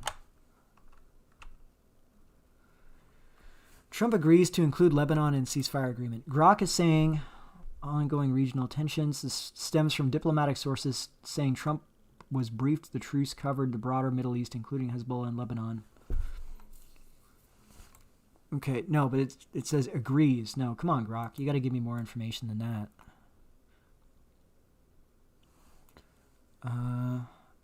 Warn Iran. Oh, man, if they do include Lebanon, listen. Even if Iran gives up its enriched uranium in an agreement, if Israel does not blow up the Gulf states, like their oil and gas, this will be a catastrophic loss. Like, and I suspect that they might end up not being even able to do that, which would surprise me. But this would be a catastrophic loss. And if that does happen, if they have to peace out just by doing a bunch of damage to Lebanon, and that's it, like, you got to expect Netanyahu is going to end up in jail probably before winter, before fall, I would say.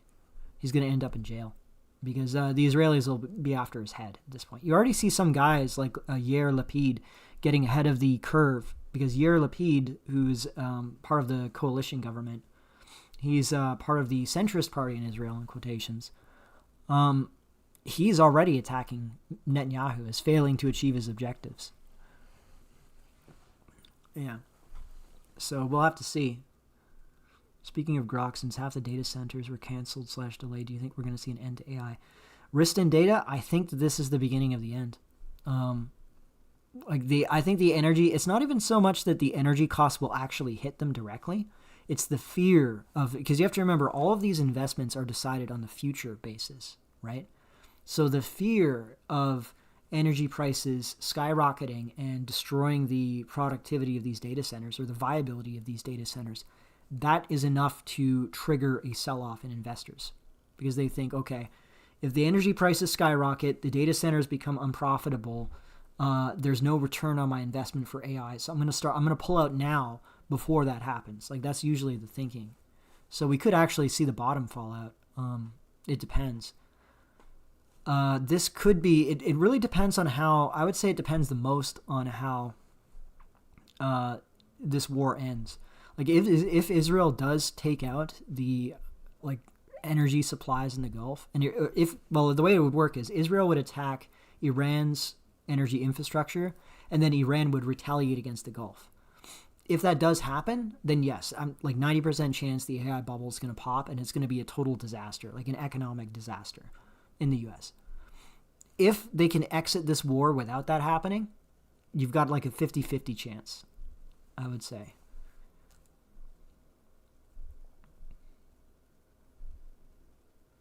If I were a CEO of one of these companies, I would make ChatGPT $20 to $40 a month to use up front.